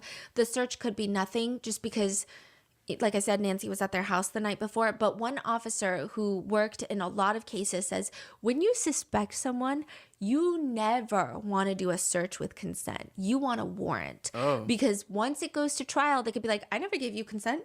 What are you talking about? Oh, it's also my understanding that they utilize the consent search in order to go back into that property, and I find that rather unusual too, because if they did in fact locate anything that might be incriminating, it causes legal issues down the road. So this police officer is saying that the fact this is a consent search, yes, meaning they're not really a person of interest. Yes. Huh. But, there are other officers who are fighting back saying, well, sometimes not really. And then you have other people saying it could also be a sealed warrant. And they did consent. We don't really have proof that there's no warrant. But I do think it's interesting. And I would imagine that they did consent to the search. So, but that is, okay, going back to what this officer said, if it's a consent search, what happens with the evidence? You can deny? It's... most likely it's still going to be admissible, but he's just saying it's a headache. So pretty much it's like, say they find something that could be incriminating, and it could like F them over in the trial, and they could be like, well, I didn't really give consent. So there's just like a way to like save your ass in that specific moment. From what I would think of in the reasoning as to why they gave a consent search is because I guess they don't see them as suspects, and they're trying to at least be like calm because that is Annie's mom. So they're like, hey, I understand what's going on here. Do you mind if we get a consent search? Da da da da. You know what I'm saying? Like not to add to any more stress, maybe, and say that could be like a misstep. But that's like one of those risk and reward type things that happen, maybe. Because then you have lawyers being like, oh, my client never consented to a search. And then you're like, okay, now it's like a headache. Now you got to bring in more officers to testify. It's like, it becomes a thing. So it seems like some practice that they do where they're like, let's avoid the headache, get a warrant. Okay. So that has been a huge issue. The next thing is that for the longest time, Tommaso was just MIA. A lot of people found it weird that Tommaso was not in the videos with the Guthrie siblings pleading for Nancy's return. I don't think that that's weird. I would imagine Annie and Tommaso do have a child together. Perhaps while Annie is dealing with this, he could be with their child. I mean, that would make the most sense in my mind. But a lot of people took his absence away from the public eye or being vocal about this case as him being guilty. Then the next time that he was seen was a recent memorial walk where Savannah Guthrie, Annie Guthrie, and Tommaso went to Nancy's house. So people had laid out all these yellow flowers all around the perimeter of the house, neighbors, media. I mean, just so nice. people had trekked made a journey to come to Nancy's house to lay out yellow flowers, whether they have a personal story of their own, I'm not sure, but they went to go pay their respects to, I guess, maybe the people that have shown support. And people have been overanalyzing Tommaso's walk, his gait. So the Ring doorbell footage, the Google Nest footage, there's a part where the person leans down to pick up the foliage to try and cover the doorbell. People are like, look at Tommaso when he leans down to like put the flowers down. There's like so much that is going on. And people are using this. They're like taking screenshots, comparing the screenshots. And when you do things like this, it feels like it has evidentiary value, but it probably doesn't. I mean, I think at any point you could probably screenshot my walk into looking like something else. It just, it's a lot that's happening. And I'm not saying I know Tommaso and that he's for sure innocent. I'm just saying it's a little dangerous to do that with someone who is a relative of the family member with as little information that we have. Second, there is another thing that has been overanalyzed is the fact that the sheriff originally came out to say, okay, so after going to dinner, Nancy was dropped off by Tommaso. Then he later changes it to say by a family member. So people are like, why is he taking the heat off of Tommaso unless he wants Tommaso to talk to him more or to feel less pressure from the public? Oh, wow. And I just think maybe he's just saying that because people have been bullying Tommaso. Then federal agents with shirts that read ICAC on their shirts are seen going into Annie and Tommaso's house. ICAC? Yes. What is so that is Internet Crimes Against Children, which sounds shocking. However, why the fuck? Why you put that noise there? Stephanie, what the hell? A few things to note. The division ICAC, they're actually a unit within the feds that deal heavily with kidnappings, and they're really adept at retrieving data from devices. It doesn't have to be that they particularly think that someone is committing crimes against children in this house. It's literally, they're just helping with a kidnapping. Furthermore, when they walk into Annie and Tommaso's house, they're seen walking in with a tripod and a ring light. So then the natural insinuation is that they're helping the family film the Instagram videos where they are begging whoever took Nancy to bring her back. The very first family video shows Savannah, Annie, and Cameron sitting together on a couch. Savannah and Annie start speaking. They have papers in front of them. Savannah Guthrie is in the middle and she starts, and I'm going to insert this for the video watchers. On behalf of our family, we want to thank all of you for the prayers for our beloved mom, Nancy. We feel them. And we continue to believe that she feels them too. Our mom is a kind, faithful, loyal, fiercely loving woman of goodness and light. She's funny and spunky and clever. She has grandchildren that adore her and crowd around her and cover her with kisses. She loves fun and adventure. She is a devoted friend. She is full of kindness and knowledge. Talk to her and you'll see. The light is missing from our lives. Nancy is our mother. We are her children. She is our beacon. She holds fast to joy in all of life's circumstances. She chooses joy day after day. Despite having already passed through great trials of pain and grief, we are always going to be merely human, just normal human people who need our mom. Mama, if you're listening, we need you to come home. We miss you. Fucking hell, bro. Oh my God. Everyone is looking for you, Mommy, everywhere. We will not rest. Your children will not rest until we are together again. We speak to you every moment, and we pray without ceasing, and we rejoice in advance for the day that we hold you in our arms again. We love you, Mom. Love you, Mom. We love you, Mom. Stay strong. Bro. We love you. We love you. After this video comes out, the internet does what it does and they start making commentary on the video itself. Not the situation, but the video, stating that Savannah seems emotional. She's audibly crying. How about Annie and Cameron? They seem less emotional. Cameron barely speaks. And when okay. When Annie does, her tone and voice seem devoid of any emotion. Fool. Oh my gosh. Yo, what is wrong with people? Yo, what the fuck? Oh my gosh. Can we please, for the love of everything that is holy, please, can we not think that everybody in life is cynical and is supposed to just have this type of emotion? There are people who literally are probably like blank faced and that's their face. First of all, I honestly would not expect a man to talk. This is how many times do you hear that people are saying men should just be the Rock and just sit there and shut the fuck up and just be there? There are so many times where there's ladies talking and he's just there to have like a presence and be of support. Why are we? Her mom is missing, bro. Oh my gosh. What the fuck? The thing is about this is like, okay, if there's any sliver of a chance that they would have something to do with it, it's not the time right now. It's not the time. If it comes out later, then shit can happen there. The thing where people are trying to jump ahead of stuff, it's doing more harm than good. It's literally doing more harm than good.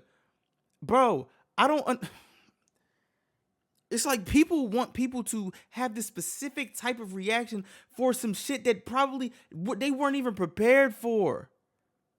Wouldn't you think somebody that would be, don't you think somebody that would be in charge of a kidnapping of their mom, they would act more emotional than somebody who seems like they're not being emotional?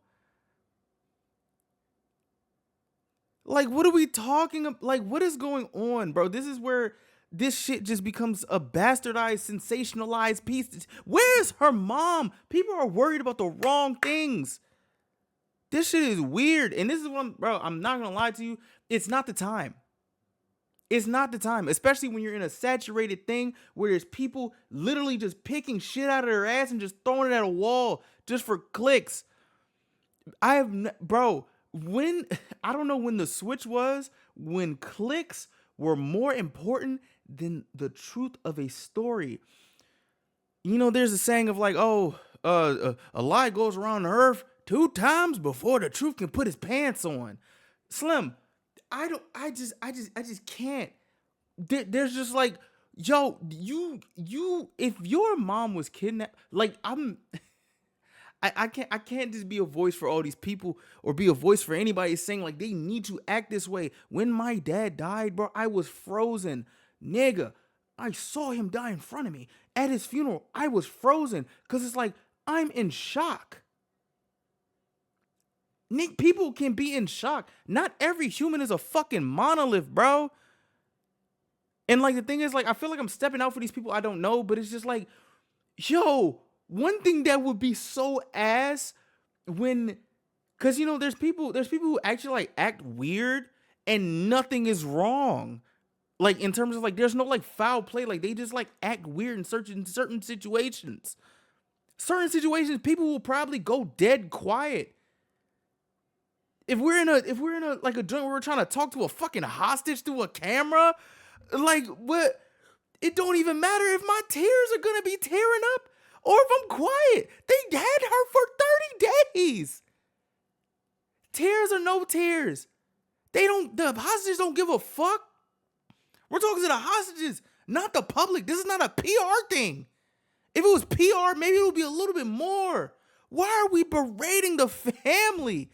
Like, oh my gosh, like people just be talking about nuance this, nuance that. Oh, there's more sides to a story until it's time for people to put in their brain that nuance could be possible here. I'm just saying, fool, if my family member is going missing, the last thing I want is people to sit there and look at me. Maybe there could be something going on with her face. Maybe there could be something going on. Because you know the internet like to berate people. Like, bro, can we please give people grace just for a tiny second? A tiny second. And when it comes out that maybe, just maybe that they were lying in the moment, then jump on their ass. What is the problem in waiting?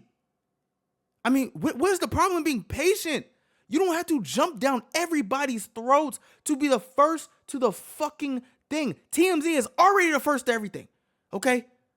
TMZ is always the first to every single thing.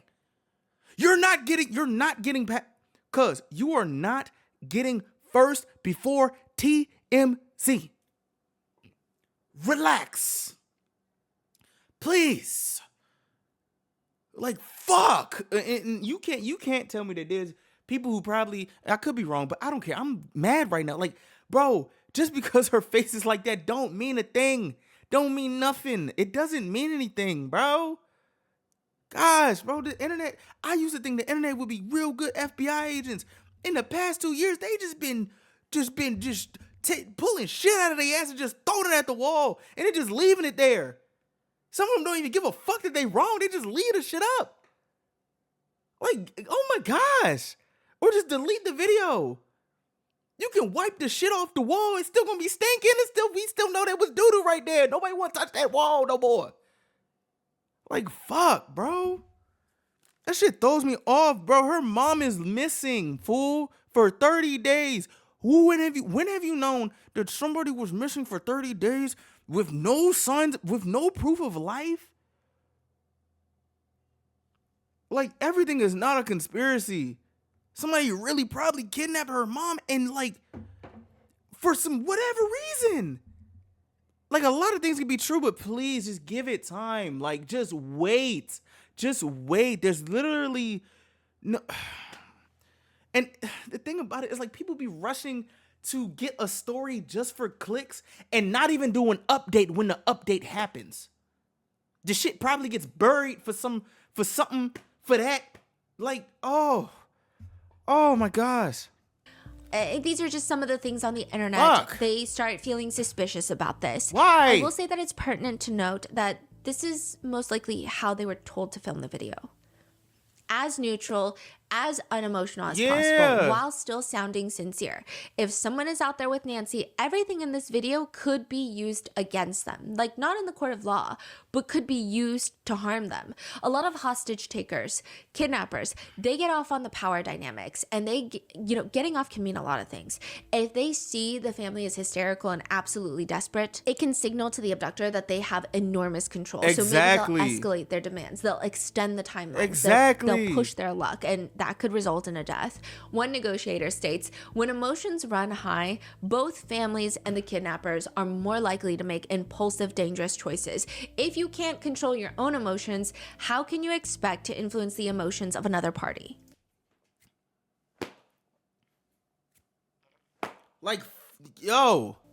And I think everybody reacts to stress differently. So Yes. while Savannah may show more outward emotion, slightly more, it could be very well that Annie and Cameron, in order for them to not be overly emotional in the video, which is what they're instructed to do probably, maybe the only way is to completely shut off all the emotion.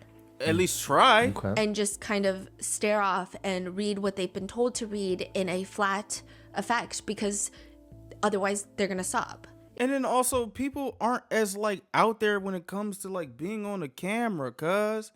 Like, just because this Miss Savannah is on a news station and she's, like, obviously tearing up and stuff like that, what the fuck does that have to do with the other two people? Not everybody is just like, I'm just gonna get out there and just scorch earth all on the camera and everything. I don't give a fuck about none of that. Like, no, people aren't like that. Not everybody is like that. That's a reason why there's different people who get famous off of doing shit like that, because it's different. Normal people, some normal people don't even want to be on camera.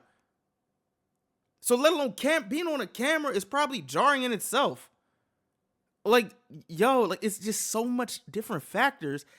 And it's like, it feels weird to me that people put this type of notion of, if I was on the camera, I act just like all that. If I was on the camera, I'd be all crazy, da-da-da-da-da-da-da. And then people, man, no, you not. No, you not. No, you aren't. No, you're not. Not everybody is thorough like that. Not everybody is a crash out like that. Not everybody is overly emotional, especially when a camera comes out. People say like, oh, people act different when the camera come out. Yeah, people also freeze the fuck up when there's a camera in their face. And also if they're instructed to do it. Like you expect Savannah Guthrie, who's been on TV, you expect no type of preparation of anything. Y'all don't expect no type of preparation. You think they just get on camera and act like fucking what's her name, Colleen Ballinger, whatever her name is, with the damn ukulele saying sorry for all that shit? Like y'all expect these people to just do it? Where is Miss Nancy? Can we please focus on finding Miss Nancy, gang? Please. It could be that. Like, we really don't know. Oh my gosh. Cameron, Nancy's son, later does a video by himself where he is seen holding the camera, and he states, again, without much emotion, he states, "This is Cameron Guthrie. I'm speaking for the Guthrie family. Whoever is out there holding our mother, we want to hear from you. We haven't heard anything directly. We need you to reach out, and we need a way to communicate with you so we can move forward. But first, we have to know that you have our mom. We want to talk to you, and we are waiting for contact."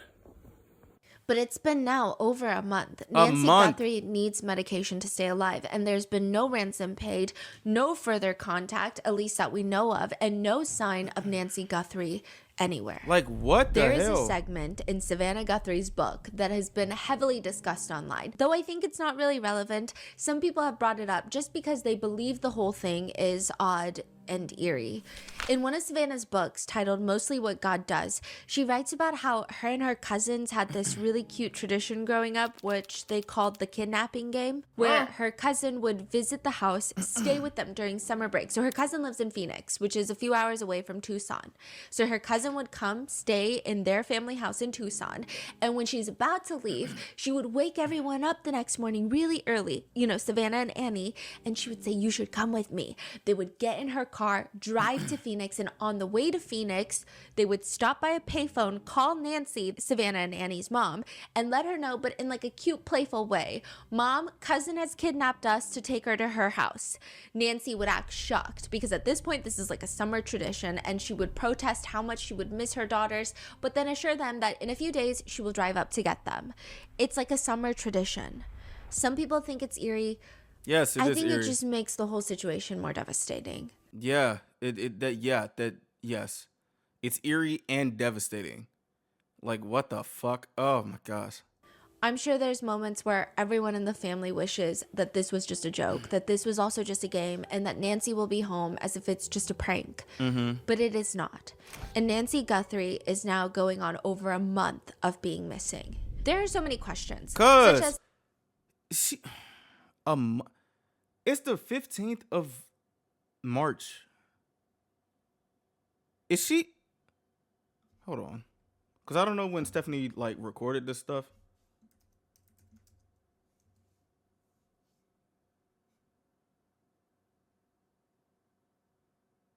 They don't even have any. Oh my gosh. They still don't have nothing going. Oh. Well, more recently, they say her family is not involved. That's it. This is so heartbreaking, bro. What the fuck, dude? Oh my gosh.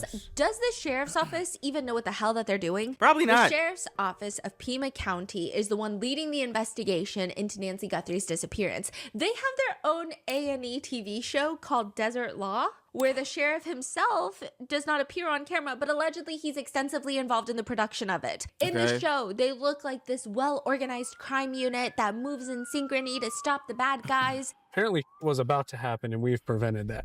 Tucson is about an hour from the border, so there is a lot of smuggling of all sorts. Avocado smuggling is big in that area. It's not just smuggling in avocados, but drug cartels will conceal the narcotics mixed in with the avocados to get it across the border. Okay. But they don't really handle a lot of ransom for Bitcoin cases in Tucson. Do we know that the sheriff is well equipped to handle this case? Can we all agree that like police departments just suck? Like, they suck. Police suck. They suck.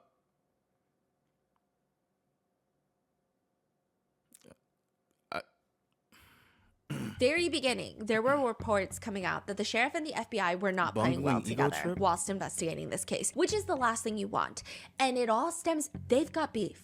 They have beef going back to 2016. This is not like one of those cop shows where it's like, oh, this is my jurisdiction. No, it's not. They have long-stemming issues between the two. The sheriff has come out and since denied that he feels any sort of beef or vitriol towards obviously these feds, you would. but it is interesting. For someone to say that we're not working with the FBI or that the sheriff is stopping evidence from going up, that's just crazy. That's ludicrous. Why would I not use the FBI and their free services? The relationship between the sheriff's department and the FBI is valued. We do great work together. The feds were investigating Pima Sheriff's Department in 2016, believing that they were taking RICO forfeiture funds.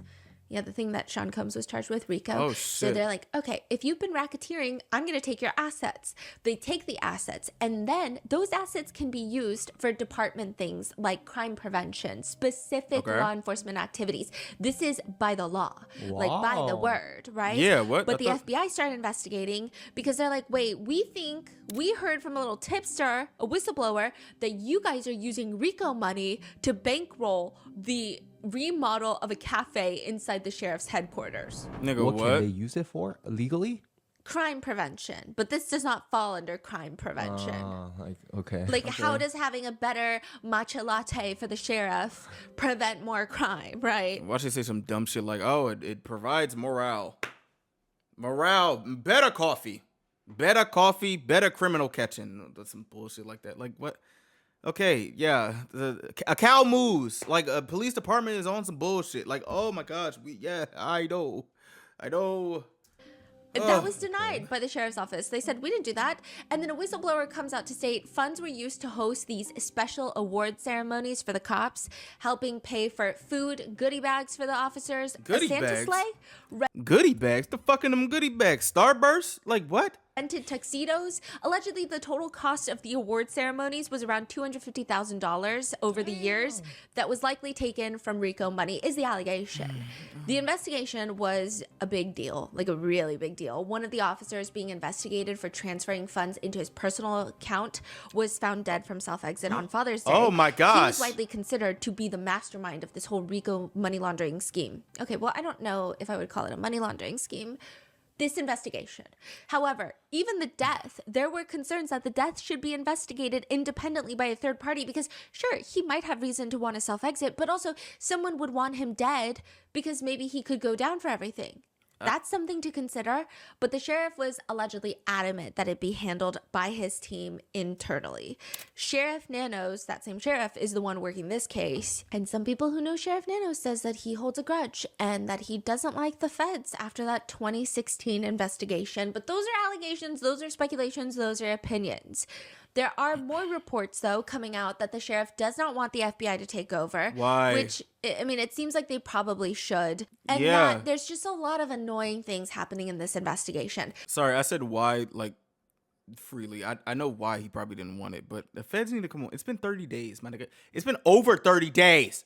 First of all, here's the weird thing. There are a few key pieces of forensic evidence that are deemed to be highly important in this case. There's probably more that the public doesn't know about, but the ones that the public do know about is one, obviously the blood tested on the front porch turned out to be Nancy Guthrie's. Second, they do find a pair of gloves. A glove? 11 days later, near the house, off the main highway.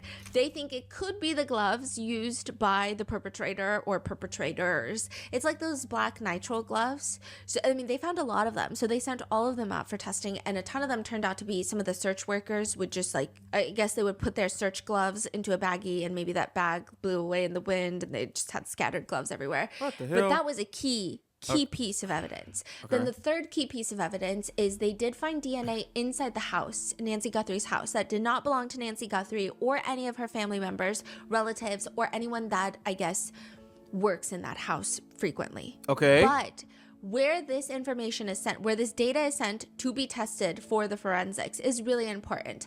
Interestingly, the FBI is like, we can take it to Quantico. Why would you not want it tested in Quantico? I don't know anything, but I probably would want it tested in Quantico, okay? But the sheriff is like, no, I'm going to send it to our private lab in Florida. What? So he sends it to the private lab in Florida. Now, a lot of people had a lot to say about this, but he does, kind of defend his decision. And in a slightly convoluted way, he says, why did we give ours to our lab?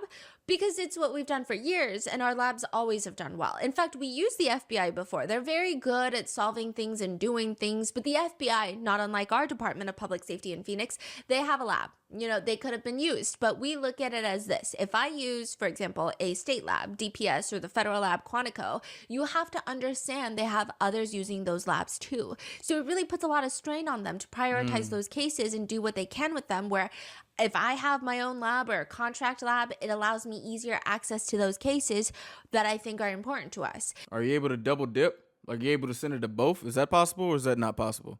Just to get like a second opinion? Is that not a thing? Huh? Is that not a thing? And I'm not talking, this case, but I'm just talking cases in general. And he's like, so now we find a glove. FBI says, oh, we can send it to Quantico. And I said, well, you know what? Let's just keep it all in one place. So he's like, I've already been sending it to this lab, so let's keep sending it to this lab. Which I will say, a lot of people are like, okay, there is a little bit of validity in that statement, as when you have multiple different labs involved, and if there is a criminal trial eventually, it's a lot of people testifying. Right. Okay. Yeah. Okay. So then he's like, let's just keep it all in one place. Let's just send it to our lab. And it's not like, no, the FBI's got a bad lab, or no, the sheriff's department uses DNL lab, bad lab. No, it's about keeping our evidence together in one spot. This is the sheriff speaking. And when that report comes out, it goes to both agencies. It just made sense, Out there they said, oh, the sheriff blocked evidence. This conversation I had with the FBI lasted probably a minute and a half, and they said, makes sense, and it was done. There was no blocking evidence. That's just crazy. Okay, so what actually happened? If you have two labs you're looking at, and one's bad or one's better, that's fine. That's not the case here. Nobody's saying that. What they're saying is, why would we use two labs? So that glove that they found, you say they found multiple gloves. Why is that glove special? Or they had reason to believe that it was special. They got it tested, and there was no CODIS database match, which CODIS is like the vast network of anyone with a criminal history. They have all of their prints. But interestingly is kidnapping, a lot of experts say, is not a first offender crime.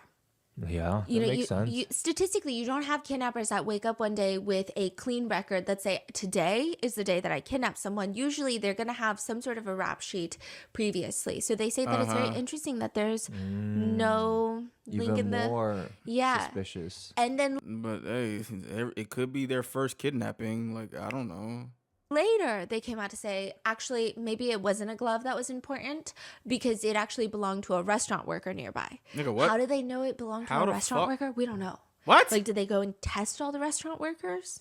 They just said it was a restaurant worker. Huh?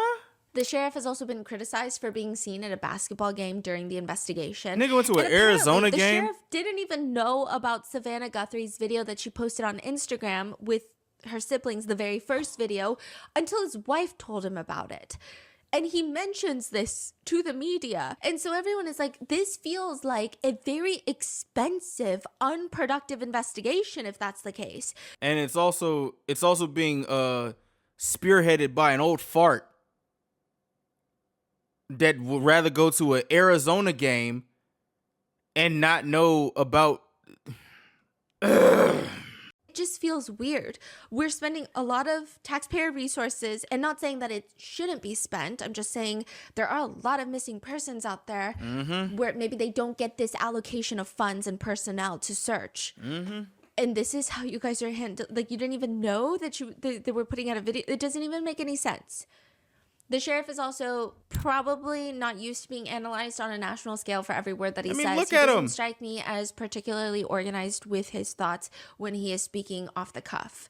So here's a rundown of the questions and answers given by the sheriff during multiple different press conferences. Sheriff, is there any indication so far as to whether this was random abduction or targeted? Like I said earlier, we're looking at all the leads, and we don't know. We're going to assume both sides of that. We'll look at both sides. Do you have any idea what Nancy Guthrie was wearing or the type of car that she might have left from, or any identifiable information that the public could use to help with the tips? We do not. Sheriff, do you believe that one or more than one person was involved in the kidnapping? Just no clue. It could have been one, it could have been more. Is there any indication that Nancy Guthrie is still alive? We know the medication played a critical role here. It's been 48 hours. She needs it every single day. Are you still looking for someone that is still alive? We hope we are. We hope we are. He's just Sheriff, giving you said vague ass earlier that answers. you don't believe that there's a wider threat to the public. If you're not sure if it's targeted, why do you believe there's no wider threat to the public?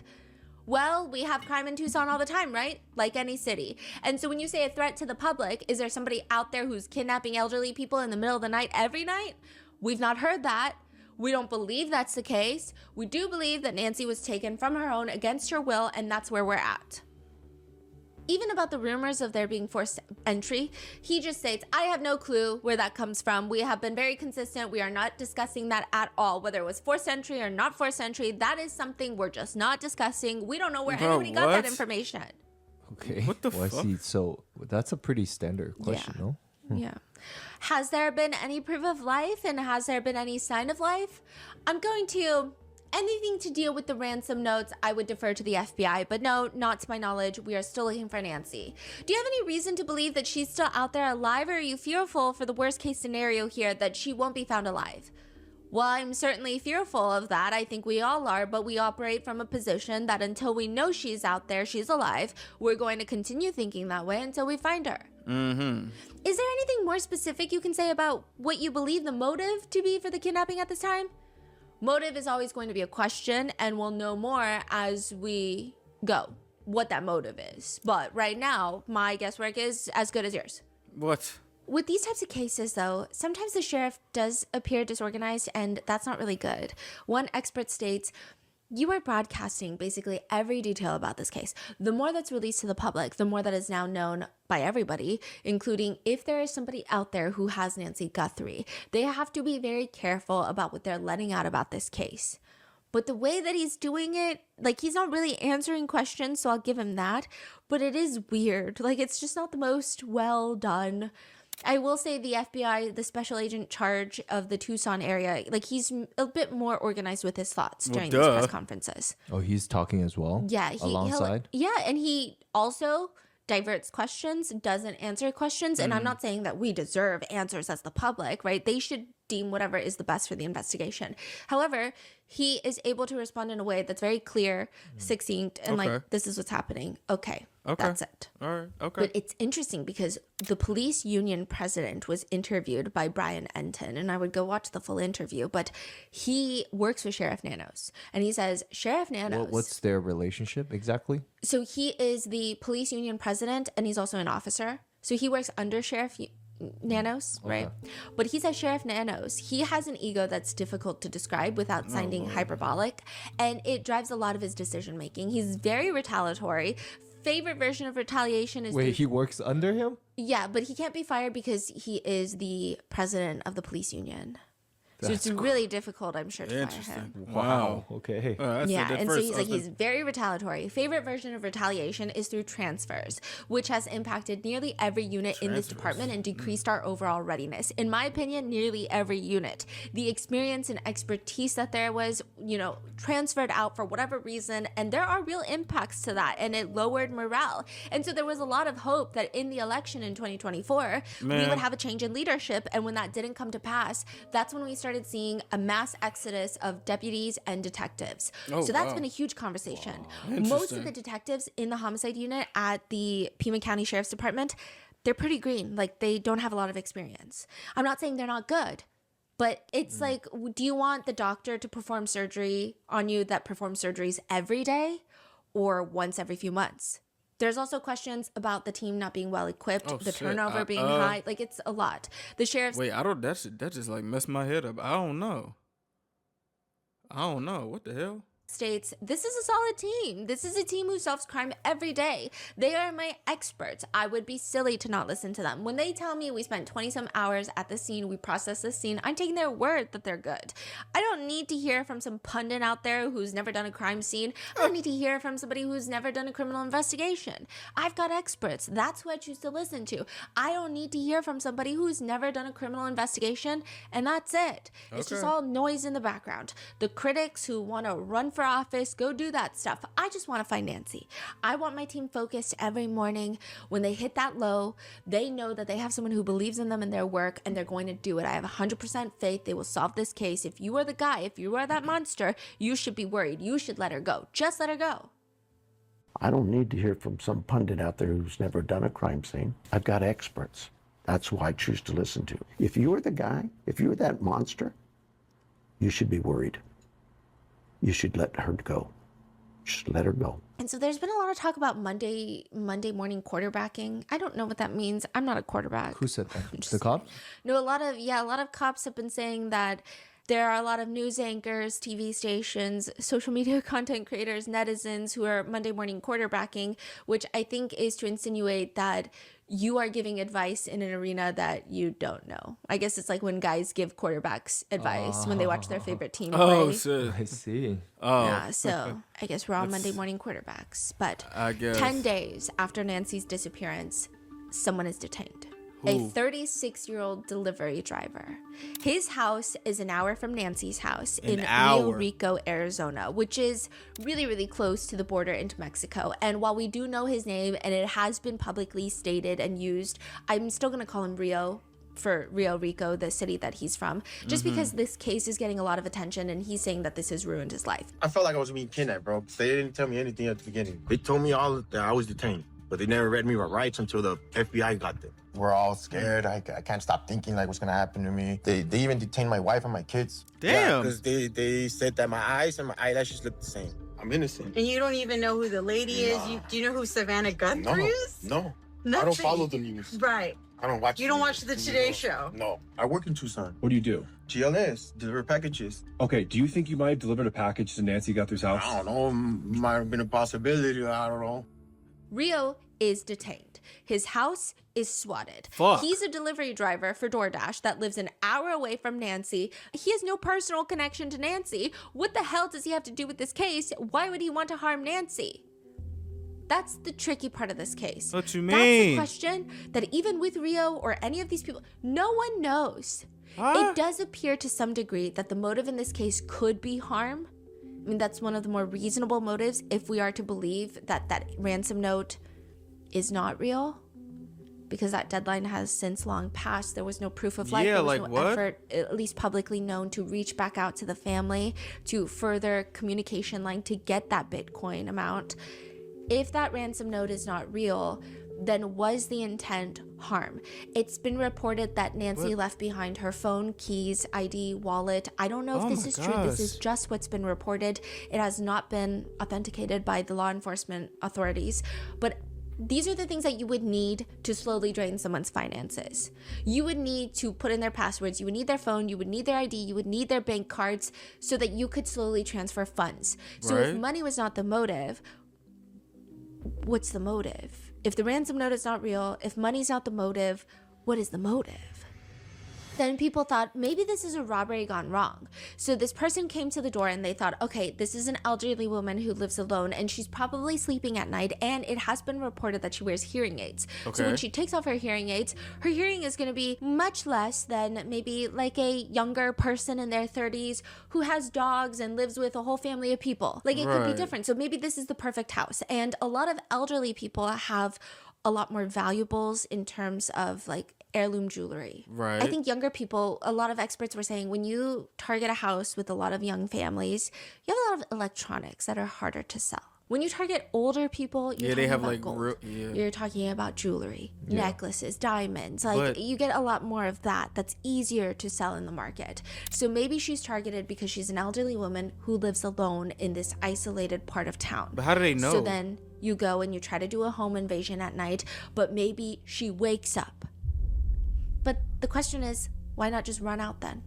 Because trying to rob someone, an elderly woman, of her jewelry is very different from kidnapping someone. Exactly. Like those don't even correlate. Like it's very hard to escalate that way unless you retaliate and perhaps you harm Nancy and she passes away at the scene, and now you're removing her body because of DNA or something of that sort. And I know that these sound really grim, but I think the only reason that people are even talking about some of these theories now is that Savannah's newest videos that she's uploaded, it seems like the family have somewhat come to terms with that Nancy might not be out there alive. No. And I do think, people just don't understand. And I think that brings a lot of fear, especially with a case like this, because I mean, a lot of other times a lot of other crimes, you can see why things unfolded. Not that it's justified, but I think everyone's scared for their moms. Yeah, bro. Hold on, cause I didn't want to. I didn't want to like speak that into existence. Like at least I'd like to have some hope. Oh my gosh! Like what the fuck? But the thing is, they don't know if it's a forced entry or not. Like if it wasn't a forced entry, maybe she forgot to lock her door. But if that's the case, he wouldn't have been there all that time. So it was a forced entry, right? And also the blood coming out of the oh my god. We also know that she may be lost. She may already be gone. Oh, what she the may fuck? have already gone home to the Lord that she loves. And if this is what is to be, then we will accept it. So then the next theory is, okay, well, maybe it's Nancy was harmed and so her body needed to be removed from the scene. Or other people are saying, well, maybe she pulled down the mask or pulled off the mask of whoever was robbing her and recognized this person. Maybe she's like, this is my housekeeper's son that I met once, you know? And I'm just saying housekeeper because it seems like the term that everyone is using. It could be a caretaker, though it's not verified that she had a live-in caretaker or a regular caretaker. It could be the pool guy. I'm just saying it could just be someone, right, that has access to her home. But another thing is, if this is a robbery gone wrong, and these people have probably been scoping out her schedule and her routine in her house, why not just target the house when she was gone for so many hours at her daughter's house? Yeah, like what? So then there was some people arguing, well, no, because it was bright outside. So if they broke into the house when it's bright, there's more of a chance that people would see them. But Nancy didn't get back home until like 9:50 p.m. Right. There's still a few hours of darkness that they could have gone in. Yeah. And another thing is, why is the backpack so damn full? If you're committing a robbery and you're trying to take valuables, would you bring a full backpack? No, that doesn't make sense. There are some people saying maybe the backpack is full of duffel bags that are empty, that you undo and then you fill it with valuables. Other people are saying maybe it could contain something darker like a tarp, because Nancy's blood does stop in the front porch area. So it's not like a trail of blood that leads to a vehicle. Now, another thing with the blood, though, is that a lot of people have been commenting, when you're 84, you can bleed very easily. Okay. If you grab someone's wrist at 84 and yank it, their skin is really thin. So that could be the blood. It doesn't necessarily mean that some big traumatic event had happened. It's just, I mean, there's questions and no answers. I know you look confused and I don't have answers. No one has answers. It's just question after question. And then it's like, oh, well, maybe this theory is ruled out, but then it just leads to 10 more questions. So now the question is, did Rio Rico man know someone who knew the Guthries and knew that Nancy lived alone and likely had valuables? Could he be the one in the doorbell footage? How in the fuck? Which, side note about this doorbell footage, they did not have this footage for a very long time in the investigation. Why? It's not like Nancy goes missing and this is the first thing that's released. When police get to the scene, Nancy's doorbell camera was ripped off. I believe to this day it has yet to be recovered. Additionally, Nancy did not have a Google Nest subscription. So she could view the front door camera live, but it did not save and log the video. It would write over itself. Wait, so how did they get the footage? They had to reach out to Google Nest and see if Google would somehow get that footage. And side note, it is believed that the FBI had a lot of pull in this. Really? And the sheriff has talked about how they were pleading with Google. And I mean, the last case that we talked about, the Krug family case, these tech companies do not like to give out information of their customers unless they're really like their hand is on the stove. And it's very interesting because a lot of people have a lot of feelings about this. The fact that the FBI could get Google to do this, I think there is a lot of resentment of why don't you do this in most cases then? Because if you can do it, think of all the cases that could have been solved. Exactly. But then that also comes into the when is your camera private, right? FBI can come in and pull the footage. Well, I'm not gonna lie to you, yo. Sorry, but that shit ain't private. That shit ain't private at all. Shoot, my phone can hear. Say I want a book bag or something, it's gonna show me book bag ads. Everything is listening to you. So I'm sorry if you had to come to terms with that. Ain't none of this shit private. Yeah. But I think the sentiment is more so, I think as the investigation goes on further and the news coverage stays strong, which I think it's good that it is staying strong because I think it'll probably help bring Nancy home sooner. I think there is some resentment that a lot of people feel that their missing loved ones did not get any attention, did not get these types of resources. Yeah. So I think that's where the anger is understandable. Coming from. Yeah. I understand. So they were able to get this footage 10 days later, and the FBI tweeted the footage. No, Cash Patel just tweeted the footage. Really? Right. Yeah. See, so that's why we have the footage. Okay. That is so crazy. Yeah. Wow. And also there was a lot of questions of like, oh, I didn't know if you were not recording on Google Nest that Google somehow still has that. Yeah. So there was a lot of conversation about this footage. So these footages are always stored. Yes. Somewhere. Yeah. But I mean, the sheriff said that Google was working really hard. I don't know what they're doing. They made it seem like they had to like unpeel the code. I don't know. He was making it sound like that. And then now there's speculations that someone was using a Wi-Fi jammer. So there were reports of internet outages in that area. And the suspect, like the person in the doorbell camera, looks like they're holding some sort of jammer at one point. A jammer? So people are wondering if it was like a signal jammer that was being used. A signal jammer would indicate a higher level crime. Yeah, what? A much more professional crime. To prevent someone using their cell phone? Calling the cops or to disable the security systems. What the hell? But then he's like just walking up to the doorbell camera and just like what? ripped it off the wall. Yeah. So a lot of people thought it could be the cartels that are doing this. What? Yeah, and I just don't know why.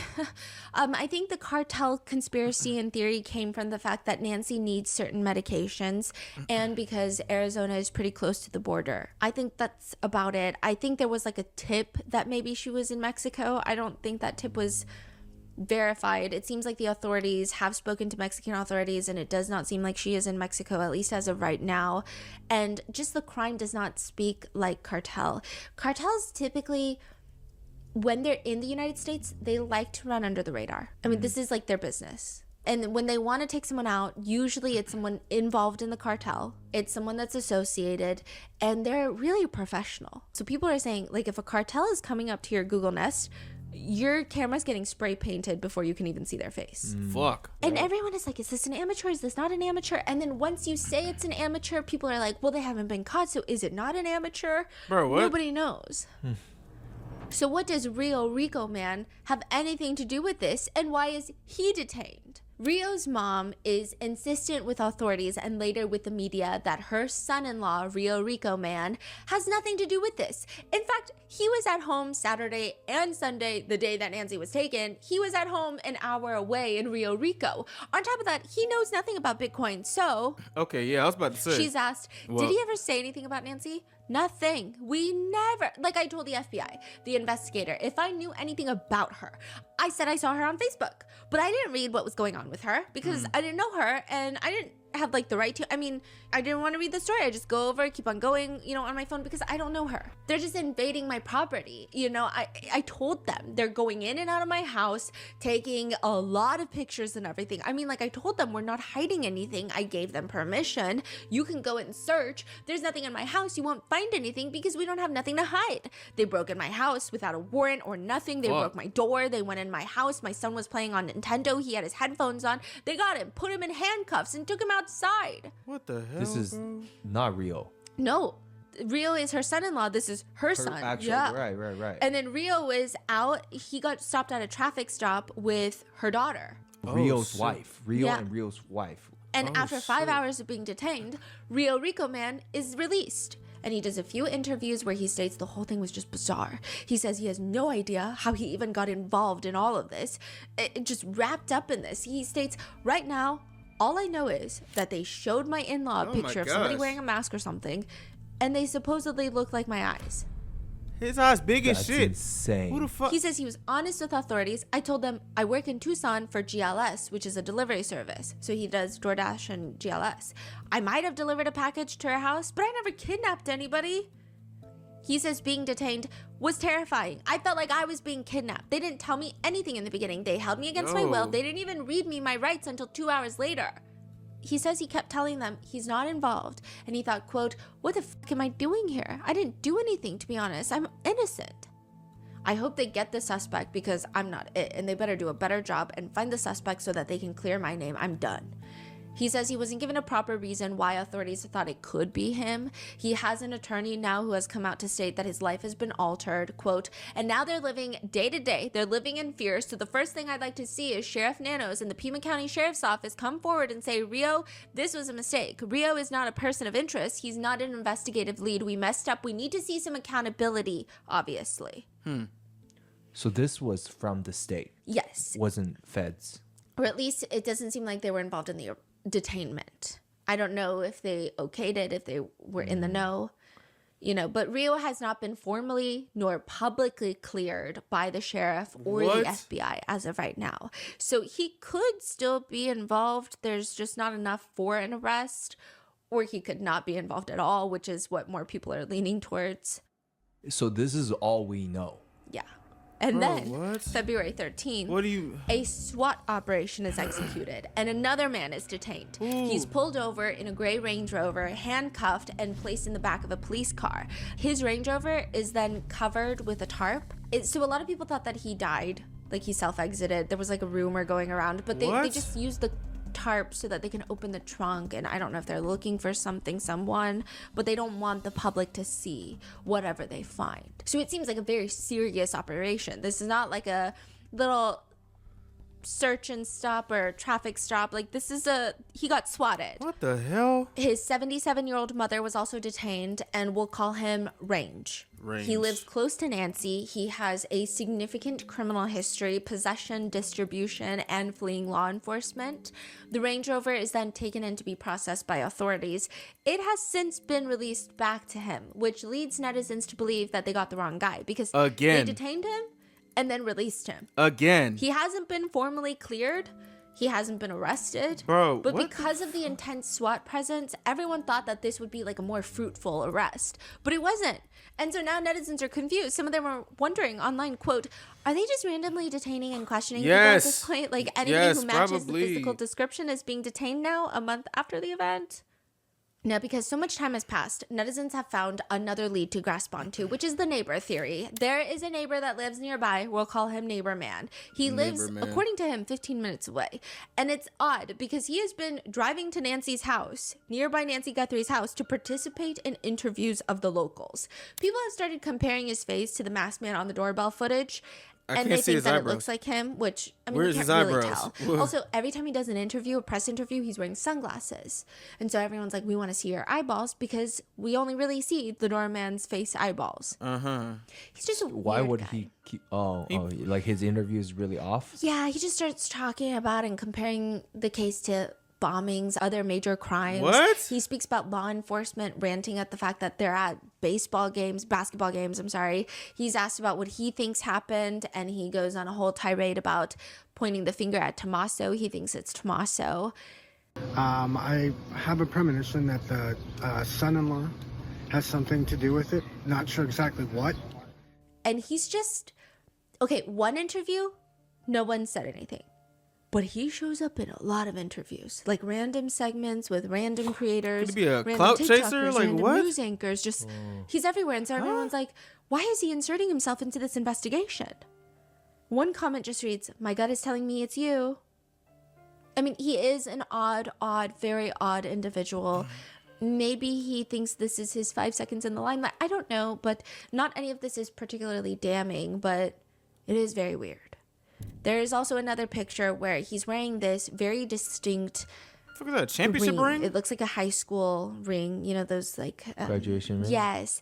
And in the gloved photo of the doorbell camera, when he covers his hand, it looks like there's some sort of crease that could indicate either a crease or a bigger ring. That's not like a wedding band. So people think that's odd. And that's really it. That's all we have. What? We don't really have anything else. Everything else are more speculations, more rumors, more unauthenticated information.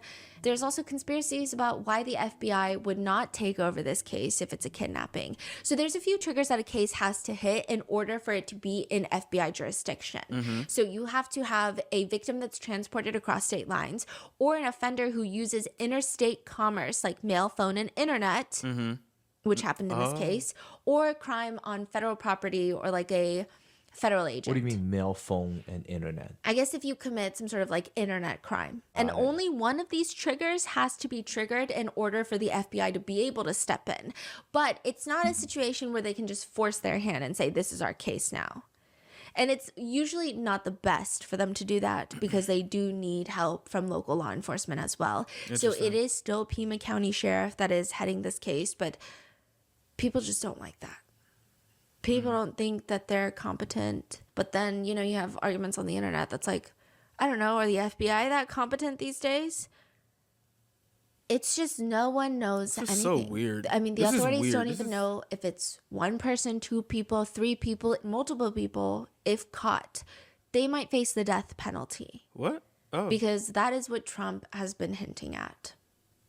Savannah Guthrie has gone back to New York. She actually just recently visited the Today Show. She wasn't on air or anything. She just went to go see her colleagues. And there are pictures, like paparazzi pictures through the windows, and she seems really emotional. Yeah, but it seems like the investigation is still ongoing. The FBI has pulled a lot of their personnel. There's way less agents present in investigating. Interesting. Okay. Yeah, and the entire road leading up to Nancy Guthrie's house has been sectioned off. So you cannot park your SUV, as like a media station, Legacy Media was doing that. You cannot set up a tent to film like the 5 o'clock news. You cannot pose for social media pictures in front of it. Bro, right? that was crazy. So it's been, what was that about? You were saying someone was posing? Yeah, I think she's a social media content creator who wanted a thumbnail. Oh, okay. Yeah. Huh. A lot of people are starting A thumbnail. A fucking thumb. to lose sympathy in a way. Some comments read, my sister has been missing since 1979. Nobody ever cared for her. Oh, fuck. So I think they're getting frustrated the more the authorities are trying and failing because it just feels like massive resources but no results. So it's not like people are upset that they're trying to find Nancy. I think it's more so, do you guys know what you're doing? Or you guys like, it just feels like a mess. And you're spending so much resources and allocating so much personnel, and are you doing okay? Like, is it worth it? Like, are you getting what you're doing? Like, it just seems so unorganized. Other people are commenting, I wish y'all cared more about other missing people like y'all do this woman. Others are just saying the authorities are being so dumb. They say, quote, we can take out other countries' presidents in hours in the middle of the night, but we can't find Nancy Guthrie. Stop it. Others are commenting, distraction case to deflect from the files. Which we're going to get into all of that in a separate episode because all of the conspiracies that people have of what this case could be covering up. It's a part 2 now, for I this don't know if there's a cover up. I will note that sometimes people get personally involved in things. Like, I imagine if somebody that I personally knew was affected by something, I would naturally talk about it more. And people are speculating that maybe it's because Savannah Guthrie is a peer amongst all the people reporting on this case. And so while maybe the public also wants reporting on other cases and other things going on, they personally want to stay invested in this case. But I don't know how much that makes sense when you're working for like a big media corporation who typically don't care who your friends are. So I don't know. And I'm, again, not saying that this case does not deserve coverage or does not deserve to stay in the headlines as long as it has. It's just, I think when it's a one-off situation where you don't get this type of treatment for most missing persons cases, people are wondering what's going on. And with everything going on in the US, I mean, there's so much going on. So little has happened that now the conversation is about the conversation. This is what happened with the Sean Combs case. Every time there was like a lull in the case where not as explosive things were coming out during the trial days, anytime we would go, because we would monitor what everyone was talking, not monitor, but like, you know, see what everyone is talking about and see what questions people had, it started turning into, look at the people that are covering the case. So that's what's happening here. Oh, I'm assuming she saw what the people were saying about her when she was up. Oh, gosh. So a lot of legacy media is now covering social media coverage of the case. earlier you were saying that Savannah and them, they have changed their message since then. Yeah, I mean, I wouldn't. They still want to bring their mother home. Savannah has put up a $1 million reward. She's also donated $500,000 to the National Center for Missing and Exploited Children. I don't know. Maybe she was seeing a lot of the conversations online, or maybe, this led her to do something so incredible and gracious, right? But yeah. Wow. So that's where we are. There's $1 million reward, and no one seems to still know anything.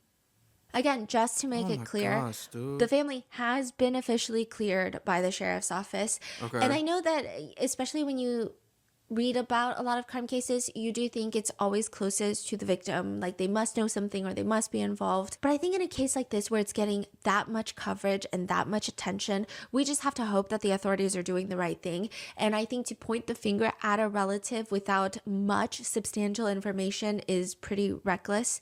So I hope that I was able to comprehensively give you an overview of the conversation. But again, just to make it so abundantly clear, the family has been cleared. Okay. So with that being said, that is it for today's episode. Let me know your thoughts, and I will see you in the next one. Be safe. This case is weird. Like, it's just so much going on, and like the ambiguity is so, it just adds to it being more weird. It's just weird as hell. And as I always say, like, when it becomes an internet spectacle, that's when the seriousness seems to dwindle down. When like the internet just like jumps on a certain type of topic and then just starts pushing out spores of different theories and stuff, it's like it's only a matter of time where, like how she said, people are just like not gonna care. And it's fucked up. It's really fucked up. And also, she's correct of how some people are like, bro, my family have been missing for this long. Y'all didn't give a fuck, so I'm not gonna give a fuck. Like, that type of sentiment too is also valid in their own parts. And again, we see how the incompetency of the fucking police department or sheriff's department or whatever. It's just sad. It's just really, really sad. If there is a part 2, I will check it out. But like, this is really heartbreaking, bro. Like,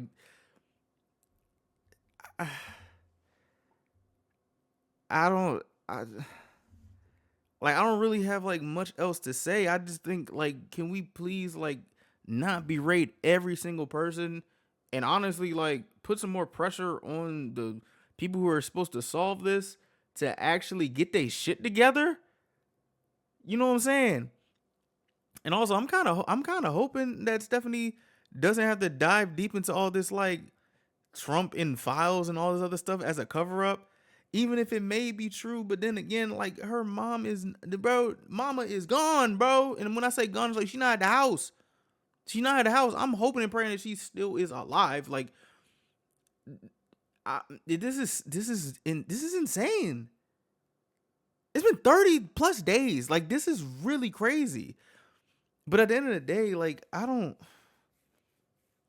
What do y'all think? I really would like to know what y'all think, because like this is so mind-boggling, and like the fact that there's still no type of like leads, and it just feels like the people who's supposed to do this are just sitting on their thumbs. It also feels like they've been sitting on their thumbs so much that they just start detaining people to no avail. Like, at this point, it's just like, what?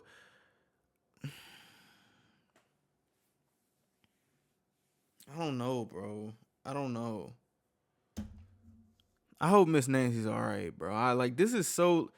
When I heard about this, it was like so random. Like, why did y'all? Why? Like, why? You know what I'm saying? Like, why her? Like, what the hell?